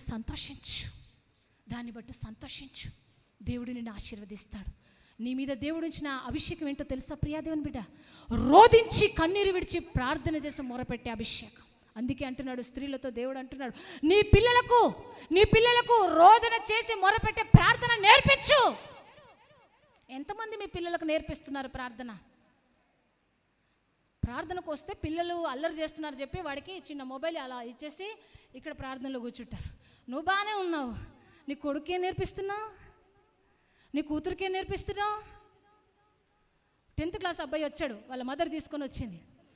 అక్క ఈ అబ్బాయికి ప్రార్థన చేయి, వీడు 10th క్లాస్లో మంచి మార్క్స్ తెచ్చుకోవాలి. వాడు పేరు మర్చిపోయాను. నాన్న ఏం చదువుతున్నావు అంటే, నన్ను చూడండి కొద్దిగా, ఆంటీ 10th క్లాస్ ప్రిపేర్ అయ్యావా? ప్రిపేర్ అవుతున్నా అంటే అర్థమైందా?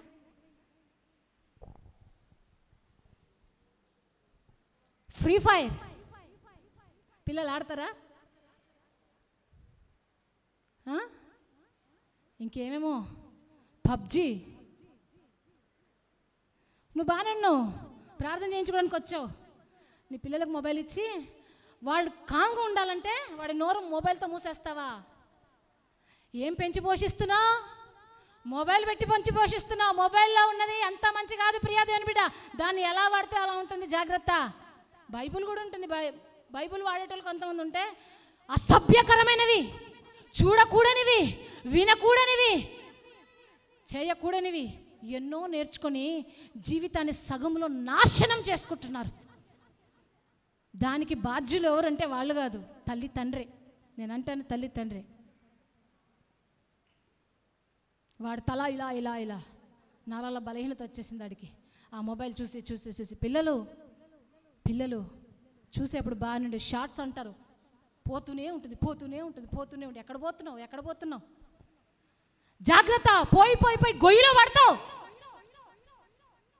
నీ పిల్లలు 1-2 గంటల వరకు ఆ మొబైల్ ముందు ఉంటే చూస్తూ ఊరుకుంటావా? ఇంకా ఘోరం భార్యలు, తల్లులు.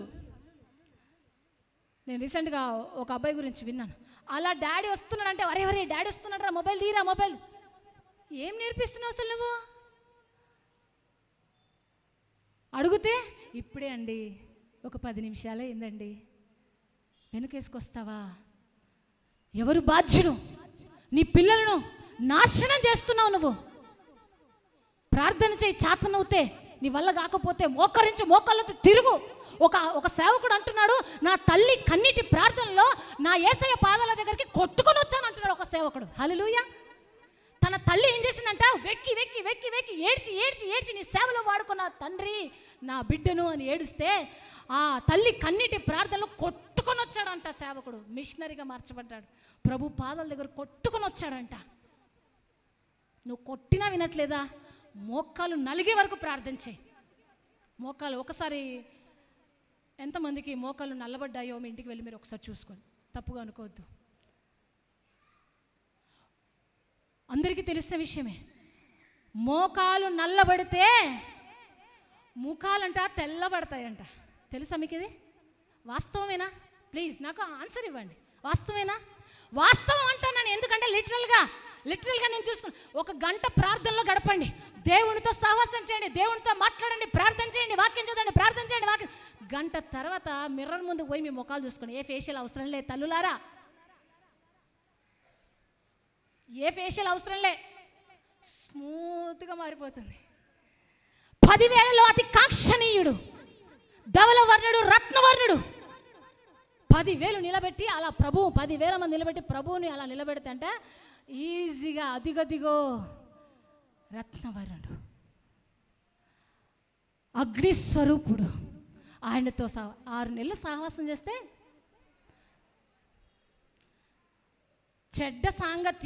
చెడ్డవాడితో సాంగత్యం చేస్తే మంచివాడు కూడా చెడిపోతాడంట కదా. 6 నెలలు సహవాసం చేస్తుంటే వాళ్ళు వీళ్ళు అవుతారు. 6 నెలలు ప్రార్థన చేసి చూడు. ప్రార్థన జీవితాన్ని బలిపీఠాలు కట్టుకుని ఇంట్లో, బలిపీఠాలు అంటే రాళ్ళు తీసుకొచ్చి అలా కట్టానండి.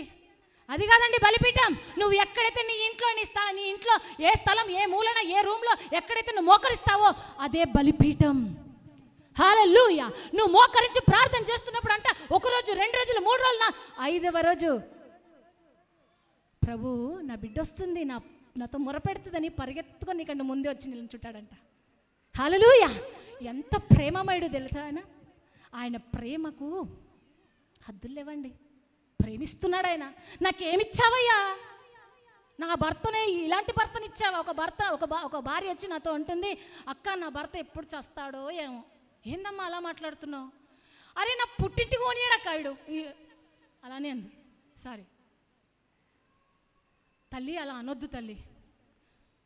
ఏం కోరుకుంటున్నావు నువ్వు? నీ నోట ఆ దేవుని మాటలు ఉన్నాయని వాక్యం సెలవివ్వబడట్లేదా ప్రియా దేవుని బిడ్డ? నీ నోరు తెరిచిన దాన్ని బాగుగా నింపదని అంటున్నాడు. నీ నోట నా మాటలు ఉన్నాయి అంటున్నాడు. నా మాట ఏంటో తెలుసా? అగ్ని వంటిది, బండను బ్రద్దలు చేయు సుత్తె వంటిది. ఆయన మాట బలమైన మాట. ఆ మాట అంటున్నాడు. ఈరోజు క్రైస్తవ బిడ్డగా పేరు పెట్టబడిన బిడ్డవి, ఆత్మీయంగా ఎదుగుతున్న బిడ్డకి దేవుడు నీకు ఇస్తున్న అధికారం ఏంటో తెలుసా? నీ నోట్లో ఆశీర్వాదాలు పెట్టాడు.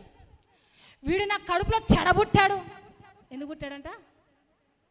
తల్లి ఏం చేస్తుంది? శపిస్తుంది. ప్రియా దేవుని బిడ్డ, ప్రియా దేవుని బిడ్డ, నీ నోట దేవుడి మాట, నీ పిల్లల్ని ఆశీర్వదించు. నీకు నువ్వు మంచి పలుకో. నీ నోట నా మాటలు ఉంచున్నాను. ఆమెన్ అంటాడు దేవుడు. మంచి పలుకుతే ఆమెన్ అంటే ఓకే. ఆమెన్ అంటే ఏంటి? అంగీకరించునుగాక. వీడు ఎప్పుడు చేస్తాడేమో, వీడి జీవితం నాశనం అవుతుంది, ఇది ఎందుకు బ్రతికిందో. నీ పిల్లల్ని, నీ భర్తని, నీ కుటుంబంలో ఉన్న వారిని నువ్వు నీ నోటితో మాటలు మాట్లాడుతున్నావా? ఒకవేళ దేవుడు శపిస్తున్నప్పుడు ఆమెన్ అంటే పరిస్థితి ఏంటి? పరిస్థితి ఏంటి? పరిస్థితి ఏంటి? ప్రియాదేవుని బిడ్డ, మంచి పలుకు, దేవుడు నిన్ను ఆశీర్వదిస్తాడు. దెబోరా తను దేవుడికి అప్పగించుకుంది. అక్కడ ఏమంటుందంటే బారాకుతో, ఇక్కడ చూడండి కింది వచనాల్లో,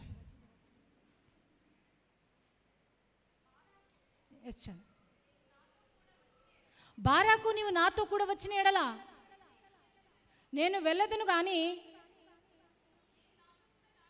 నీవు నాతో కూడా రాని ఎడల నేను వెళ్ళనని ఆమెతో చెప్పాను. అప్పుడు ఆమె, నీతో నేను అగత్యముగా వచ్చేదను, అయితే నీవు చేయు ప్రయాణం వలన నీకు ఘనత కలగదు. గమనించండి ప్రియులారా, బారాకు అనే వ్యక్తిని పిలిచి ఏమంటాడంటే దేవుడు, బారాకు, దెబోరా అంటుంది, బారాకు దేవుడు సిసేరా వ్యూహంని, ఆ యుద్ధ భూమిలో ఇశ్రాయేలు ప్రజల్ని విడిపించడానికి ఆ వ్యూహాన్ని అంతటిని మనకు అప్పగిస్తానన్నాడు కదా, మన చేతులకు అప్పగిస్తానని ముందే చెప్పాడు కదా. నువ్వు వెళ్ళి 10,000 మందిని నువ్వు సమకూర్చు అని ఒక వ్యక్తిని పిలుస్తుంది, బారాకును పిలుస్తూ ఉంది. పిలుస్తుంటే ఆ బారాకు ఏమంటున్నాడంటే అమ్మో, ఒక పురుషుడు అంటున్నాడు ఆ స్త్రీతో, దెబోరాతో అంటున్నాడు, నువ్వు రాకపోతే నేను వెళ్ళను, ఆ యుద్ధానికి నువ్వు రాకపోతే నేను వెళ్ళను అంటున్నాడు. ప్రియా దేవుని బిడ్డ, ఇందులో గమనిస్తే దెబోరా ప్రార్థిస్తున్నప్పుడు దేవుడు ప్రవచనంను విడుదల చేస్తున్నాడు. ఇశ్రాయేలు ప్రజలని యాబీను రాజు చేతిలో నుంచి నేను విడిపించబోతున్నాను ప్రవచన ఆత్మ చేత నింపాడు. ఒక స్త్రీ పరిశుద్ధాత్మ శక్తి చేత నింపబడితే ఆత్మ వరాలు కుమ్మరించబడతాయి. ప్రియా దేవుని బిడ్డ, ఆత్మ వరాలు ఎన్నో తెలుసా? 9 ఆత్మవరాలు. దేవుడిచ్చిన ఆత్మ నడిపింపుని బట్టి ఒక్కొక్కరికి ఒక ఆత్మవరం కావచ్చు, ఆయా వ్యక్తులను బట్టి ఆత్మవరాలు కుమ్మరించబడతాయి. దెబోరా ప్రవచన ఆత్మ చేత నింపబడి పలికిన మాట ఏంటంటే, ఇదిగో ఇశ్రాయేలు ప్రజలని యాబీను రాజు చేతి నుంచి విడిపించబోతున్నాడు, నీకు తెలియదా? ఈరోజు ఒక స్త్రీగా ఉన్న నిన్ను అంటున్నాడు దేవుడు, సమయము వెచ్చించు దేవుని సన్నిధిలో. ఒక తేనెటీగ ఎలా అయితే ఆ మకరందాన్ని కూర్చుకొని ఆ యొక్క తేటెలో తేనెని ఎలా అయితే పెడుతుందో, దేవుని దగ్గర ప్రార్థన అనే ధూపము దేవుని సన్నిధిలాగా నీవు కుమ్మరించినట్లయితే ఆయా ప్రాంతాల్లో ఆయా రాజుల గురించి, ఆయా వ్యక్తుల గురించి, నీ కుటుంబం గురించి, నీ బంధువుల గురించి, నీ ప్రక్కనున్న వారి గురించి దేవుడు నీతో మాట్లాడతాడు. ప్రియా దేవుని బిడ్డ, దేవుడు నీతో మాట్లాడతాడు. దేవుడి ఆత్మచేత నిన్ను నింపుతాడు. ప్రార్థనను నిర్లక్ష్యం చెయ్యొద్దు. ప్రార్థన, ప్రభు ఏమంటారంటే, ప్రార్థన మీరు ఏం అడిగారో వాటిని పొందుకొని ఉన్నామని నమ్ముడి అంటాడు. మన దౌర్భాగ్యం ఏంటంటే ఆ గంట సేపు ఎంతగానో ప్రార్థన చేస్తాం. వెంటనే బయటికి వెళ్ళిన తర్వాత ప్రార్థన చేస్తాను కానీ నా బిడ్డ ఫస్ట్ వస్తుందో లేదో, ప్రార్థన చేస్తున్నాను ఉపవాసాలు చేస్తున్నాను కానీ ఇంక్రిమెంట్ అవుతుందో లేదో, ప్రార్థన చేశాను కానీ ఉపవాసాలు ఉన్నాను కానీ అసలు దేవుడు వింటాడో లేదో, అనుమానం కలిగి ఉండదు అంటాడు. మొట్టమొదటిగా అనుమానం పుట్టి తర్వాత మనం పుట్టామేమో అనిపిస్తుంది. ఎక్కువగా మనిషి నెగిటివ్ దానికి ఆకర్షించబడుతున్నాడు. నెగిటివ్, మంచి పలకట్లే, పాజిటివ్ పలకట్లే, నెగిటివ్. అది అవుతుందేమో, అలా జరుగుతుందేమో, అది అయిపోతుందేమో. ప్రియా దేవుని బిడ్డ, దయచేసి దేవుని సన్నిధిలో గడుపు. దేవుడు నీతో మాట్లాడతాడు. దెబోరాకున్న ఇంకొక మంచి లక్షణం ఏంటంటే ఆమె ఒక ప్రవక్తిని మరి స్త్రీలలో మరి ఇందులో 16 మంది ప్రవక్తలు ఉంటుండగా, న్యాయాధిపతులు ఉంటుండగా అందులో ఏకైక స్త్రీగా దెబోరాను దేవుడు ఆశీర్వదించాడు. ఆమె ఒక ప్రవక్తకు ఉండవలసిన లక్షణాలు ఏంటంటే, అసలు ప్రవక్త లక్షణాలు ఏంటంటే, ప్రభు సన్నిధిలోకి వెళ్ళి ప్రభు దగ్గర ఎంతో నిష్ఠగా ప్రార్థన చేసినప్పుడు ప్రభు అంట ఆ రాజుల గురించి, ఆ దేశం గురించి, ఆ కుటుంబం గురించి, ఆ వ్యక్తుల గురించి దేవుడు మాట్లాడినప్పుడు ఉన్నది ఉన్నట్టుగా దేవుని దగ్గర నుంచి తీసుకువెళ్ళి అలా ప్రకటించాలంట. ప్రకటిస్తే ఉంటామా? యెషయా గ్రంథంలో యెషయా ప్రవక్త వెళ్ళి హిజ్కియాతో ఏమంటున్నాడంటే, హిజ్కియా నువ్వు తొందరలో చావబోతున్నావు, నువ్వు చస్తావు. ఎలా ఉంటుంది? నువ్వేంటి చెప్పడం? నన్ను చంపుతావా? నన్ను చస్తానంటావా? నేను చనిపోతానంటావా? యెషయా ప్రవక్త దేవుడు చెప్పినట్టుగా చెప్పాలి. ప్రవక్త లక్షణం. పోయి కొద్ది సమయంలో నువ్వు కొద్ది రోజుల్లో చనిపోబోతున్నావు, నీ ఇంటిని చక్కదిద్దుకో. ప్రవక్తకు స్ట్రైట్ ఫార్వర్డ్. అందుకనే ఏలియా అంటాడు, నేనే నిజమైన సైన్యములకు అధిపతిన యెహోవా యొక్క దైవజనుడిని అయితే ఆకాశం తెరబడి అగ్ని దిగొచ్చి 51 మందిని దహించునుగాక. ఏలియా ప్రవక్త పలికిన వెంటనే ఆకాశం తెరబడి అగ్ని దిగొచ్చి 51 మందిని దహించేస్తుందంట. ప్రవక్త. అందుకే సమూయేలు ప్రవక్త అక్కడ దావీదు కుటుంబానికి వెళ్ళినప్పుడు, దావీదుని నూనెతో అభిషేకించబడే ముందు వెళ్ళినప్పుడు సమూయేలుని ప్రవక్తగా కూడా దేవుడు ఆశీర్వదించాడు. అలా వెళ్ళినప్పుడు అంట అక్కడున్న వాళ్ళందరూ భయపడ్డారంట. ఈ ప్రవక్త ఏంది, ఎవరికి ఏమైపోయింది, ఎవరేం తప్పు చేస్తారు, ఎందుకు వచ్చాడు, మళ్ళీ ఏం ప్రకటిస్తారు, భయపడ్డారంట ప్రవక్తలు. ఈరోజు మాటకు ముందు కొంతమంది బోధకులుగా లేపబడిన వారు ప్రవక్త, ప్రాఫెట్, అపోస్తలుడు కదండి. న్యాయమేనా?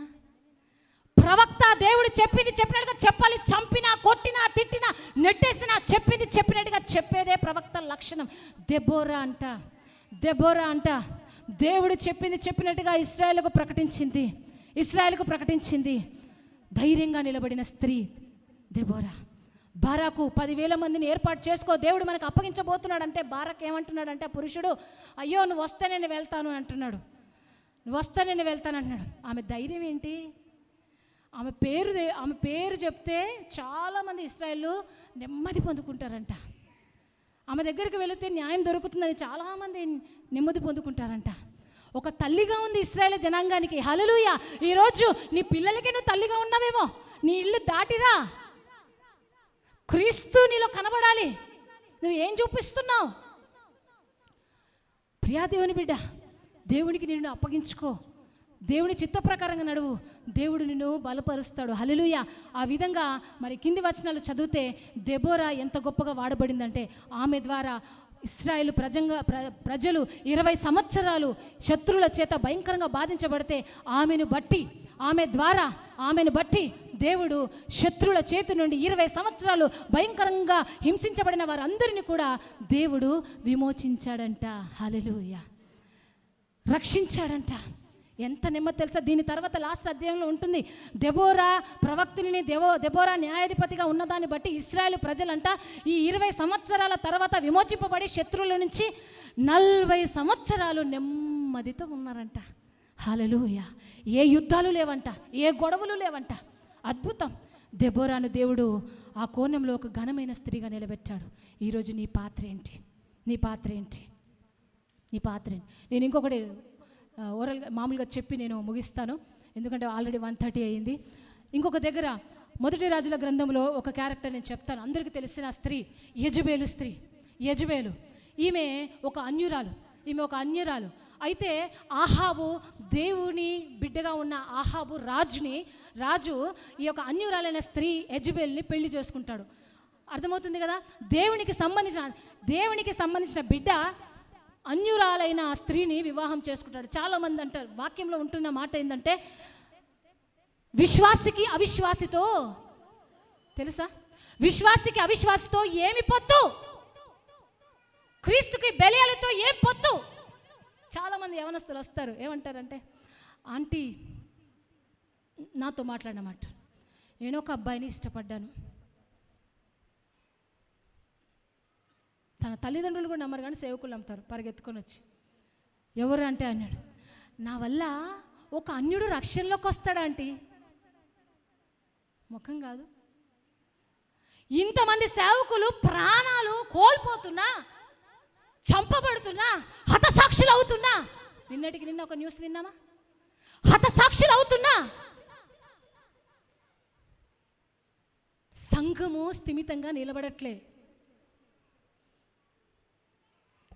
ఇలా పట్టుకుంటే ఇక్కడి నుంచి ఒకరు జారిపోతున్నారు, ఇలా పట్టుకుంటే అక్కడి నుంచి ఒకరు జారిపోతున్నారు, అలా పట్టుకుంటే ఇక్కడి నుంచి జారిపోతున్నారు. ఈవిడంట పెళ్లి చేసుకొని రక్షిస్తుందంట ఆత్మని. ఒక ఆత్మ రక్షించబడదు, ముసుగు. ఇంకొక అబ్బాయి అంటాడు, నా వల్ల ఒక అన్యురాలు రక్షణలోకి వస్తుంది కదా అక్క అంటాడు. ఇంతమంది ప్రాణాలు కోల్పోతున్న సేవకుల యొక్క సబ్మిషన్, ఫలము లేని పరిస్థితుల్లో కళ్ళ ముందు కనబడుతుంటే ముసుగేసుకొని, విశ్వాసికి అవిశ్వాసితో పొత్తు లేదు. ఇటు బల్లలో చేయి పెడతావు, లోకంలో లోక ఆచారంలో చేయి పెడతావా?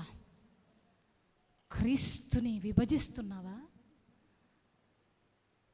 నీవే కదా ఆ రోజు యూదా ఇప్పుడుంటే చెంపలాగి ఓడుతున్నాను అనుకుంటాం మనం. యూదా ఎక్కడ పోయాడో ఏమైపోయాడో, కానీ ఈరోజు మనమే యూదాలు అవుతున్నామేమో. జాగ్రత్త.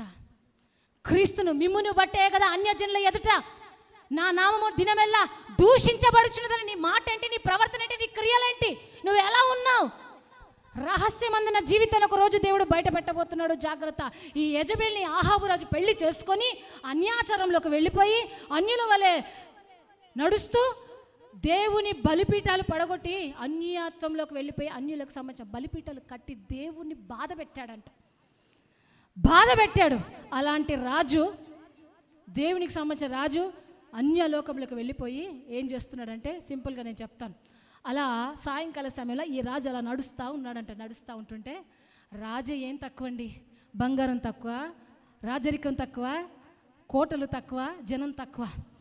ఆ రాజు అలా పోతుంటే నాబోతు అనే వ్యక్తి యొక్క అందమైన ద్రాక్ష తోట కనిపించిందంట. ద్రాక్ష తోట కనిపిస్తే దాని మీద కళ్ళు పడ్డాయి. గమనించండి, గమనించండి, మన కళ్ళు వెళ్ళే దగ్గరికి మన మనస్సు వెళ్ళొద్దంట, మన మనస్సు వెళ్ళే దగ్గరికి మన పాదాలు వెళ్ళొద్దంట. అర్థమవుతుందండి స్త్రీలారా? అలా ఈ షాపింగ్ మాల్లో ఎంత చక్కగా నేర్చుకున్నారంటే, రీసెంట్గా నిన్న ఒక అబ్బాయి చెప్తున్నాడు, ఒక ఆమె, అక్క షాపింగ్ మాల్లో అంటే కొన్ని ఇప్పుడు ఏవే డీమార్ట్ అని మాల్స్ వచ్చాయి కదా, ఆ మాల్స్లో మామూలుగా అందులోకి వెళ్ళిన తర్వాత మంచి ఏసీ, తర్వాత టోటల్గా సౌండ్ ప్రూఫ్ ఇవన్నీ కూడా పెట్టేస్తారండి. అందులోకి పోతే నిజంగానే మనకున్న అనుభవం టైం తెలీదు. అసలు టైం తెలీదంటే అది ఎందుకు టైం తెలియదంటే వాళ్ళు అలా ఉండాలనే, టైం తెలియొద్దనే అలా చేస్తారు అక్క. చుట్టూ పరిస్థితులన్నీ గంట అని పోతాము, 5 గంటలు ఫోన్లు వస్తూనే ఉంటాయి, అక్కడ మోగుతూనే ఉంటుంది ఫోన్. మరీ ఎక్కువ స్త్రీలు అయితే ఎంత బాగా ఆకర్షిస్తుందంటే అపవాది. ఒకప్పుడు ఎక్కడో ఆ షెల్ఫ్లలో పెట్టేవాళ్ళు బట్టల్ని, క్లాత్స్ని. ఇప్పుడు బొమ్మలు ఎలా తీసుకో. రీసెంట్గా నేను అలా వెళ్తుంటే సౌత్ ఇండియా షాపింగ్ మాల్లో అలా ముందు మెయిన్ రోడ్ నుంచి వెళ్తుంటే బయటికి కనబడతాయి కదా, అలా బొమ్మలు అలా పెట్టారు, డ్రెస్సెస్ వేసి ఉన్నాయి. అందులో ఒక ఆమె ఇలా నించుంది, ఆ బొమ్మ మీద ఇలా పెట్టి నించుంది. వాటితో పాటు ఆమె కూడా బొమ్మే అనుకున్నాను. ఎంత అందంగా అంటే వాళ్ళు అమ్మే వస్త్రాలన్నీ కూడా చూడ్డానికి అందంగా ఇంపుగా వలేస్తుంది. సంసోన్ని వలేసినట్టు జాగ్రత్త. అలా బట్టలు ధరిస్తే ఆ చీర, ఆ బట్టలు నా ఒంటి మీదకి వస్తే అబ్బా, దేనికో దాచిపెట్టిన లోపలున్న డబ్బులు బయటికి రావాలి, ఖతమైపోవాలి కదా. మన కళ్ళు వెళ్ళే దగ్గరికి మనసు వెళ్ళొద్దంట, మనసు వెళ్ళే దగ్గరికి పాదాలు వెళ్ళొద్దంట. జాగ్రత్త. ఆకర్షిస్తుంది, రా ఖాళీ చేస్తుంది. జాగ్రత్త. నాబోతు ద్రాక్షరసం మీద కళ్ళు పడ్డాయంట మన రాజుకి, అహాబు రాజుకి. అతను అడిగాడంట, నాకు ఇస్తావా, నేను డబ్బులు ఇచ్చి కొనుక్కుంటాను. నాబోతు అన్నాడంట, అయ్యా నేను నిరుపేదవాడిని, మా పితరులు ఇచ్చిన ఆస్తి నాకు ఇది ఒక్కటి ఉందయ్యా. ఆస్తులు ఎవరు అమ్ముకోవాలని ఇష్టం ఉంటుందని, నా పితరులు ఇచ్చిన ఆస్తి నేను ఇవ్వలేను. రాజు కదా, రాజరికంతో ఉండాలి. కొన్నిసార్లు ఆ ఘనతను పక్కన పెట్టి ఎంత చీప్ మెంటాలిటీని చూపిస్తామంటే, ఆ రాజు ఏం చేస్తున్నాడంటే మూతి ముడుచుకొని బుంగమూతి చేసుకొని కోపపడి అలా మంచం మీద ఎక్కి మూతి ముడుచుకొని కూర్చున్నాడంట. క్లియర్గా అర్థమవుతుంది. ఒక స్త్రీ వలె తన ప్రవర్తనను భయంకరంగా, ఒక కుటుంబ యజమాని తప్పిపోతే కుటుంబం సర్వనాశనం అవుతుంది.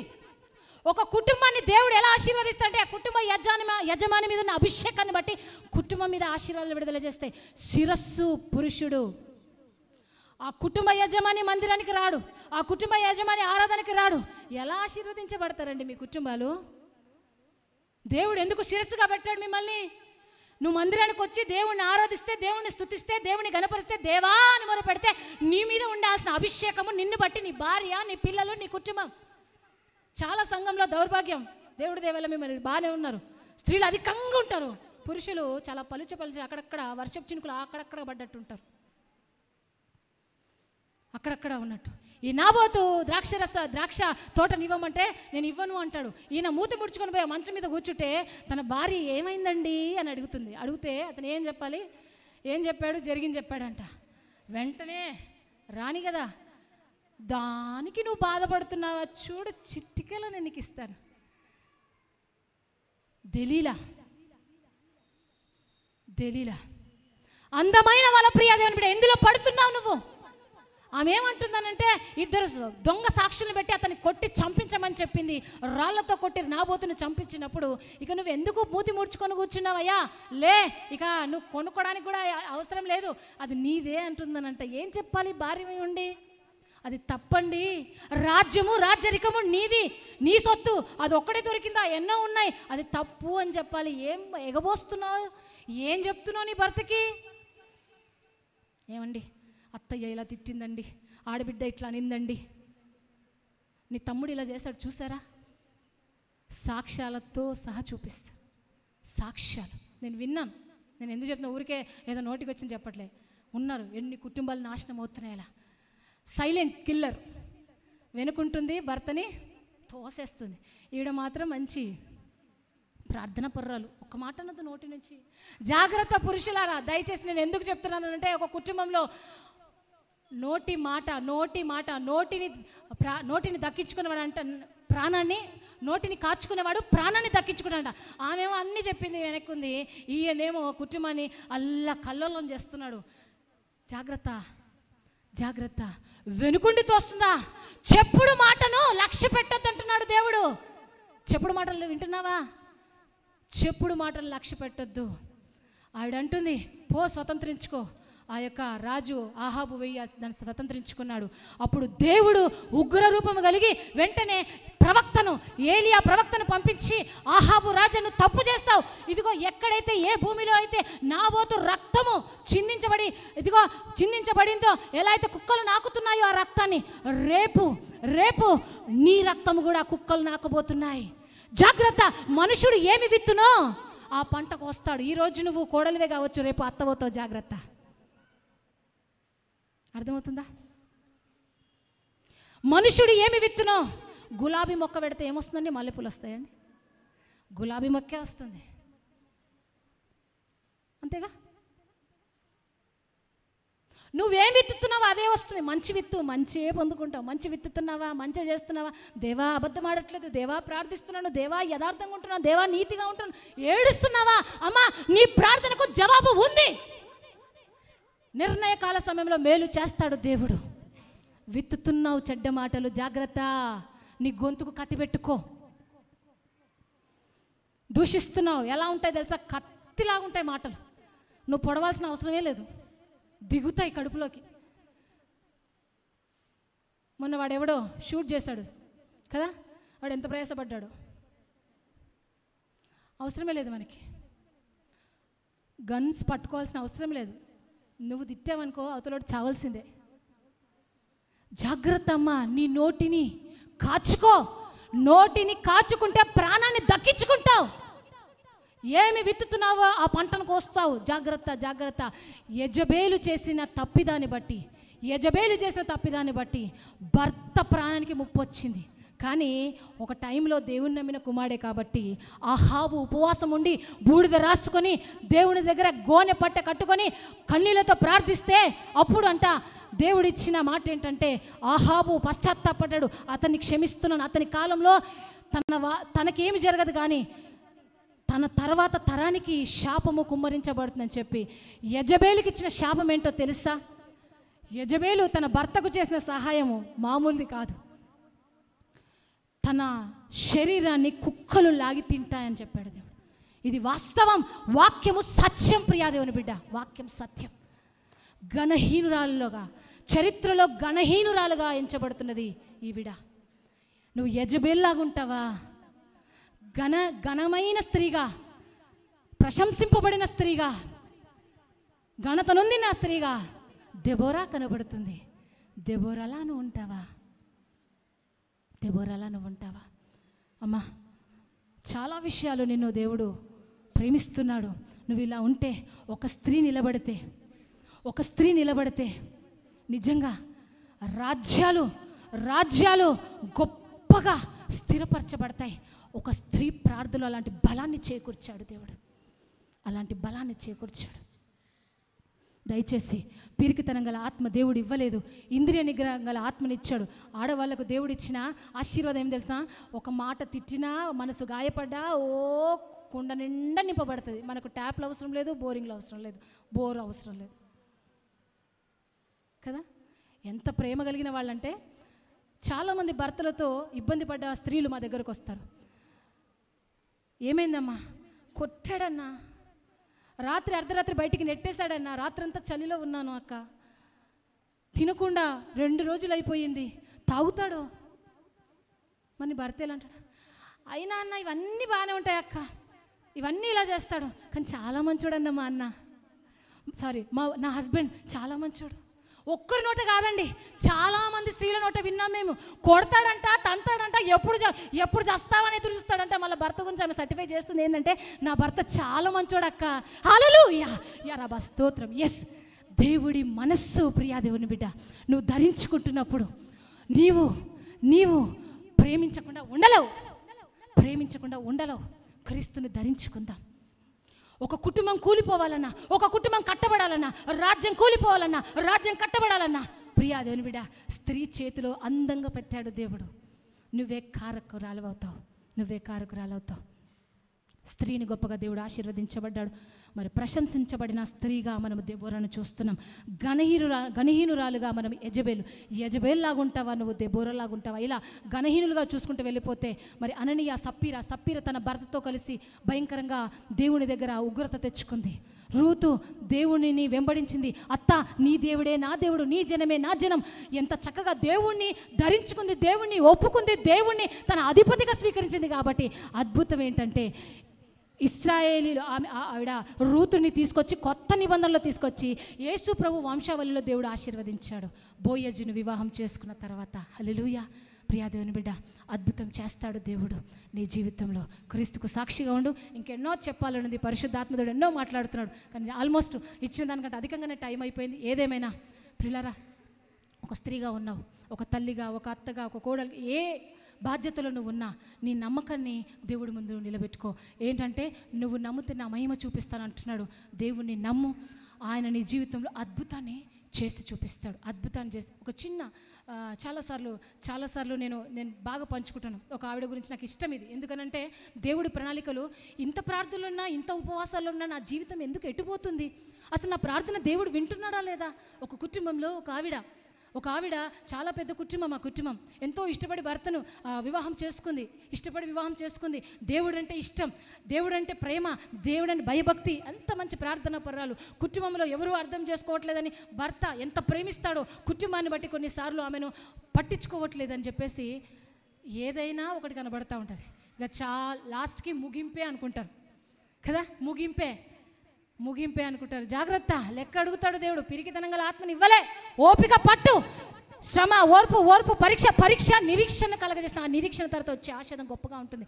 ఆ అమ్మాయి అనుకుందంట, నేను చావాలి ప్రభా, నా భర్త నన్ను పట్టించుకోవట్లేదు, నేను చనిపోయిన తర్వాత నా భర్తకు, నా కుటుంబానికి బాగా తెలుస్తుంది. చనిపోయిన తర్వాత ఏం తెలుస్తుంది అంటే 2 నెలలు ఏడుస్తారు, సంవత్సరం. బాగా మనసు ఇబ్బంది పడి, దయచేసి ఇది మనసు మీద తీసుకోవద్దు, కానీ నేను ఒక కుటుంబంలో జరిగిన చెప్తున్నాను. కానీ దేవుడు చేసిన గొప్ప ఏముందనేది చెప్తున్నాను అందులో. అది మాత్రమే తీసుకోండి. ఎందుకంటే తీసుకోవాల్సింది తీసుకోం, కానీ తీసుకోకూడని అన్ని నెగిటివ్ అన్నీ ఆకర్షించబడతాయి. దయచేసి చెప్పి నేను ముగిస్తాను. అయితే ఆ అమ్మాయి అంట అలా వెళ్ళిపోయి ఆ రూమ్లో ఎక్కడెక్కడ ఎక్స్పైరీ అయిపోయిన పిల్స్ ఉంటాయి కదా, దాదాపు 30 వరకు దులుపుకొని మరీ వేసుకుందంట. ఒకటి వేసుకుంటేనే 30 వరకు ఆగింది ఆడ. భర్త కళ్ళ ముందు తిరుగుతున్నాడు, అత్తవాళ్ళు కళ్ళ ముందు తిరుగుతున్నారు. తెలుస్తుంది నా గురించి, నా విలువ తెలుస్తుంది. చాలా భక్తిపర్రాలు ఆ అమ్మాయి, తెలుస్తుంది. ఏడుస్తుంది, మనసులో బాధపడుతుంది. క్షణం లెక్కబెట్టు. ఆమెకు మాత్రమే తెలుసు, దేవుడికి మాత్రమే తెలుసు. గంట అయిపోయింది, 2 గంటలు అయిపోయింది, 3 గంటలు అయిపోయింది. రాత్రి పడుకుంది, లేచింది. రోజులు అయిపోయాయి, సంవత్సరాలు అయిపోయాయి. ఏమీ కాలేదు, కానీ ఒక సేవకురాలుగా మార్చబడింది. హల్లెలూయా. దేవుడికి స్తోత్రం. మీకు అర్థమవుతుందా? ఆవిడ ఏమని చెప్పింది తెలుసా? ఆ 30 టాబ్లెట్లు అంట, ఒక టాబ్లెట్ ఇస్తుంది. యేసు రక్తమే జయం, యేసు రక్తమే జయం. 30 సార్లు యేసు రక్తమే జయం అంటే యేసు రక్తం కాపాడుతుంది, విడిపిస్తుంది, చచ్చిన వాళ్ళని లేపుతుంది, చంపుతుందా? 30 టాబ్లెట్లు వేసుకుంటే దేవుడు ఏం చేశాడు తెలుసా? చచ్చిపోలేదు, కానీ ఆమె 8 సంవత్సరాల తర్వాత ఒక బలమైన సేవకురాలుగా మార్చబడింది. చచ్చిపోయిన వాళ్ళకు ప్రార్థన చేస్తే ఆమె జీవితంలో అద్భుతాలు జరిగాయి. హల్లెలూయా. అపవాది ఏమనుకుంటాడంటే మొక్కలోనే నిన్ను తుంచాలనుకుంటాడు. ఎందుకు ఈ శ్రమ, ఎందుకు ఈ బాధ? దయచేసి టాబ్లెట్లు వేసుకోకండి, ఇదేదో బాగుంది కదా అని. పిల్లలు, పెద్దలు, నేను జస్ట్ విశ్వాసంలో బలపరచడానికి మాత్రమే చెప్పాను. ఇదేదో బాగుంది, అక్క బాగా చెప్పింది. ఆమె విశ్వాసం ఏందో, మన విశ్వాసం ఏందో. ఇంతవరకు ఇప్పుడు బాగానే ఉంది విశ్వాసం. సైకిల్ ట్యూబ్లో గాలి కొడితే బాగా ఉబ్బుతుంది, బాగానే ఉంటుంది. కొంచెం బయటికి వెళ్ళిపోయి ఏదో చిన్న నేలో ఏదో రాయి తగిలితే తుస్సం ఉంటుంది. అట్లా ఉంటుంది మన విశ్వాసం. జాగ్రత్త, వద్దండి. నేను చెప్పింది పాజిటివే తీసుకోండి. ఆవిడ 8 సంవత్సరాల తర్వాత ఒక మంచి సేవకురాలుగా మార్చాడు. ఇప్పటికీ స్టిల్ బలమైన పరిచర్య చేస్తుంది. దేవుడు ఆశీర్వదిస్తుంటున్నాడు. నీకు తెలీదు. మేలు కలుగుటకే సమస్తమును సమకూడి జరుగుచున్నవి. ఈరోజు దుఃఖం, ఈరోజు బాధ, ఈరోజు శ్రమ, ఈరోజు అవమానం, ఈరోజు అవహేళన నీ జీవితంలో ఒకరోజు మేలు తెస్తుంది. దేవుడు ఏం ప్రణాళిక నీ జీవితంలో ఏర్పాటు చేస్తాడో నీకు తెలియదు, కానీ నువ్వు కలిగిన నీ తండ్రికి తెలుసు. ఆయన జీవము కలిగిన యేసయ్య. హల్లెలూయా. ఆయన అన్యాయస్తుడు కాదు, సర్వశక్తిమంతుడు. అన్యాయం చేయుట అసంభవం. అసంభవం. అన్యాయం చేయడండి మన దేవుడు, గొప్ప దేవుడు. దయచేసి పిరికితనం గల ఆత్మని ఈరోజు నువ్వు అనుభవిస్తున్న బాధ, భారం, ఇబ్బంది ఏదైనా ఒకరోజు మేలు కొరకు ఓర్చుకో, నిరీక్షించు, ప్రార్థన చేయి. ప్రార్థన విడిచిపెట్టకు. వాక్యం చదువు, వాక్యం ధ్యానించు, ప్రార్థన చేయి, పాటలు పాడు. ఎంత చక్కగా పాడుతున్నారు. ఇంతకుముందు ఒక అమ్మాయి ఎక్కడ పోయిందో, సో అమ్మాయి పాట పాడడానికి ఫస్ట్ ఇంకో గ్రూప్ వచ్చేసరికి అక్కడ పాస్టర్ గారు వాళ్ళు అవకాశం ఇచ్చేసరికి థ్యాంక్స్ అక్క, థ్యాంక్స్ అమ్మ, థ్యాంక్స్. ఎంత బాగా అనిపించింది నాకు. ఆరాటం అంటే అట్లుండాలి. వాక్యం చదవమంటే ఇక్కడ పాస్టర్ గారు వాక్యం రెఫరెన్స్ ఇవ్వమంటే ఒకరి మొక్కలు ఒకరు చూసుకుంటారు. నువ్వు చదువుతావేమో, నీకు ఆశీర్వాదాలు వద్దా? ఇంకొక దౌర్భాగ్యం, ఇక్కడ పాస్టర్ గారు వాక్యం చెప్తుంటే అది గద్దింపులు వచ్చేసరికి బయటకు వచ్చినాక, అబ్బా ఈరోజు పాస్టర్ అన్న భలే చెప్పాడు, నా పక్కావిడికి భలే తగిలాయి. నీకు తగలే? నీకెందుకు లేదు? నీకు కాదు వాక్యం అది. ఈరోజు దేవుడు నాతో ఏం మాట్లాడతాడో వస్తే అవి నీతో మాట్లాడవే. తిట్లేమో వాళ్ళకంటే ఆశీర్వాదాలేమో, అబ్బా ఈరోజు పాస్టర్ అక్క వాక్యం చెప్పింది, ఆశీర్వాదాలు అన్నీ thank you Jesus, thank you Jesus. ఆశీర్వాదాలు నీకు, తిట్లేమో పక్కోళ్ళక. ఇలా పెడతాం. సేవకుడు వాక్యం చెప్తారు, గద్దింపులు వస్తుంటే బాగా అయ్యింది. ఎప్పటి నుంచో తిట్టాలనుకుంటున్నా అన్న నోటి నుంచి ఈరోజు దేవుడు మాట్లాడిచ్చిండు. భలే తిట్టాడు. ఇప్పుడైనా బుద్ధి రావాలి. ప్రియా దేవుని బిడ్డ, పరిశుద్ధాత్ముడు నిన్ను ఆహ్వానించింది, పిలుచుకున్నది, ఏర్పాటు చేసుకున్నది, నీతో మాట్లాడి నిన్ను బలపరిచి నీ ద్వారా కార్యాలు చేయించాలని మాత్రమే. హల్లెలూయా. ఇంకొక చక్కటి నాకు ఇష్టమైన వాక్యం సామెతల గ్రంథంలో ఉంటుంది. యోగ్యురాలైన భార్య అంట పెనిమిటికి, ఇంతకుముందు భార్యాభర్తల గురించి చెప్పుకున్నాం కాబట్టి చెప్తాను, పెనిమిటికి కిరీటము పెట్టుకుంటే ఎంత అందంగా ఉంటుంది. మహారాణి, మహారాజు వాళ్ళు ఆ అందమే వేరు ఉంటుంది కదా. అన్ని పెట్టుకున్న తర్వాత ఆ కిరీటం పెట్టుకున్నప్పుడు ఆ అందమే గ్రేట్. యోగ్యురాలైన భార్య పెనిమిటికి కిరీటం అంట. ఆ కిరీటంలో రాళ్ళు ఊడిపోయి వంకర టింకరగా ఉండి ఇరిగిపోయిన కిరీటం పెట్టుకుంటే ఎలా ఉంటుంది? నీ భర్తకు అలాగున్నావా అమ్మా? వంకర టింకరగా ఉన్నావా? అన్నొచ్చేసి ఏంద్రా నీ భార్య, ఆమె మాటలేంది గుచ్చుకుంటున్నాయి, ఏంటండి నీ భార్య? వంకర టింకరగా ఉన్నావా? సరి చేసుకో వాక్యం ద్వారా. హల్లెలూయా. రాళ్ళు ఊడిపోయి, తెలుసు కదా కిరీటం రత్నాలు అందమైన పొదుగులతో ఉంటాయి. ఒక్క రాయి ఊడిపోయినా దానికి అందం పోతుంది. ఏం రాళ్ళు ఊడిపోతున్నాయి మీకు? అలక్ష్యం చేయకు. ప్రార్థన జీవితాన్ని ప్రభువులో కనిపెట్టు. ప్రభు దీవిస్తాడు, ఆశీర్వదిస్తాడు, బలపరుస్తాడు. ఇంకెంతో చెప్పాలని ఉంది. దేవుడికి మహిమ. మరి ఈరోజు ఘనహీనమైన స్థితిలో ఉన్న స్త్రీ గురించి నువ్వేం నేర్చుకున్నావు? ఘనమైన స్థితిలో దేవుడు దెబోరాని ముందు పెట్టి నేర్పించాడు. ఏం నేర్చుకున్నావు? నువ్వు ఎలా ఉండాలి? నీ మాట తీరు, ప్రవర్తన, క్రియలు సరిచేసుకో. ఇంట్లో ఒక రకంగా, మందిరంలో ఒక రకంగా, బయట ఒక రకంగా వద్దు. ప్రియ దేవుని బిడ్డ, ప్రభు రాబోతున్నాడు. వచ్చుచున్నానన్నవాడు రాక తప్పుడు. ఆలస్యం లేకుండా ఆయన వచ్చుచున్నాడని అంటున్నాడు దేవుడు. రెండవ రాకడ నిజంగా ఉంది, సత్యంగా ఉంది. ఆయన వచ్చినప్పుడు ఇందులో ఎంతమంది ఎత్తబడతామో. జైరాబాద్ ప్రాంతం దగ్గర పాస్టర్ గారు నేను ఇద్దరము ఒక సంఘము ఇన్వైట్ చేస్తే వెళ్ళాం. అలా ఆల్టర్ మీద కూర్చొని పాస్టర్ గారు వాక్యం చెప్తుంటే పరిశుద్ధాత్మ దేవుడు మాట్లాడుతున్నాడు. రెండవ రాకడ ఎలా ఉంటుందంటే, ఇదిగో ఇద్దరు విసురుతున్నప్పుడు ఒకరు విసురుతున్నాడు, ఒకరు ఎత్తబడతారు, ఒకరు విడబడతారు. పొలంలో ఇద్దరు ఉంటారు, ఒకరు ఎత్తబడతారు, ఒకరు విడబడతారు. ఎంతో రోషముతో, పౌరుషంతో పరిశుద్ధాత్మ తండ్రి మాటలు విడుదల చేస్తుంటే సడన్గా సంఘంలో స్త్రీలే అక్కడక్కడక్కడక్కడ టక్క టక్క టక్క టక్క లేచి బయటికి వెళ్ళిపోతున్నారు. అలా పాస్టర్ గారు అలా చూస్తుంటే మేమందరం వెనక్కి చూస్తాం. ఏమైందమ్మా అలా వెళ్ళిపోతున్నారంటే, అప్పుడు వాళ్ళు ఏమన్నారు, ఏది పరిశుద్ధాత్మ దేవుడు మాట్లాడుతున్నాడు, చాలా శ్రేష్టమైన మాటలు రాకడకు సంబంధించి. వాళ్ళు వెళ్ళిపోతున్నారు. అయ్యా వాళ్ళు ఇంటి మీద మిరపకాయలు ఎండబోస్తారంట, వర్షం వస్తుంది. అర్థమవుతుందా? వాళ్ళు ఎందుకు లేసి వెళ్తున్నారంటే ఇంటి మీద మిరపకాయలు ఎండబోస్తారు. ఇంకోరు బట్టలు ఆరేసి వచ్చారంటండి, బట్టలు తడిసిపోతాయేమో తీసుకోదు. ఇలానే ఉంటుంది రెండవ రాకడ. ఎత్తబడే వాళ్ళు ఎత్తబడతారు, విడవబడే వాళ్ళు విడవబడతారు. జాగ్రత్త సంగమా.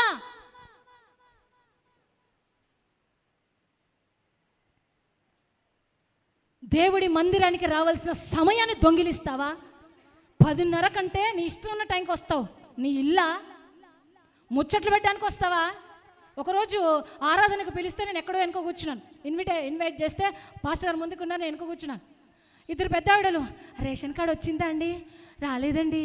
రేషన్ కార్డు ఉంటే ఈ సర్కారు వాళ్ళు, గవర్నమెంట్ వాళ్ళు శారీలు ఇస్తారంటారండి. నువ్వు తెచ్చుకున్నావా అమ్మా? నేను తెచ్చుకున్నాను. ఏం కలర్ ఉందా? ఇవి వినబడతానే. మై గాడ్, పెద్దవాళ్ళు. అక్కడి నుంచి లేచి వచ్చి ముందు కూర్చున్నాను. ఇంకా అమ్మా, ఇది నా పరిశుద్ధ మందిరం, ఇది పరలోకపు గవిని. మందిరంలో ద్వారం తెరవబడుతుంది. పరలోకం ముందు, ద్వారం ముందు నువ్వు నేను ఉన్నాం. జాగ్రత్త నీ ప్రవర్తన. మందిరానికి వచ్చినప్పుడు ప్రవర్తన సరిచూసుకో. నాశనానికి ముందు గర్వము నడుచును, పడిపోవడానికి ముందు అహంకారమైన మనస్సు నడుచును. ఇది తొలగిపోకపోతే పాత్రగా నిర్మించబడలేవు. జాగ్రత్త స్త్రీలారా, జాగ్రత్త. క్రీస్తుకు సత్యసాక్షిగా ఉంటూ క్రీస్తు ఇచ్చిన శ్రేష్టమైన జీవితానికి ముందుకు మరి కొనసాగిస్తూ మీరే నా సాక్షులను చెప్పిన ప్రభు, ప్రశంసింపబడిన స్త్రీగా మనం ఉండులాగున ప్రభు ఈ కొద్ది మాటలు దీవించి ఆదరించి ఆశించి మన అందరినీ కూడా గొప్పగా నిలబెట్టునుగాక. యేసు నామములో ప్రార్థించి వేడుకుంటున్నాను తండ్రి. Amen. God bless you. Praise the Lord. Praise the lord.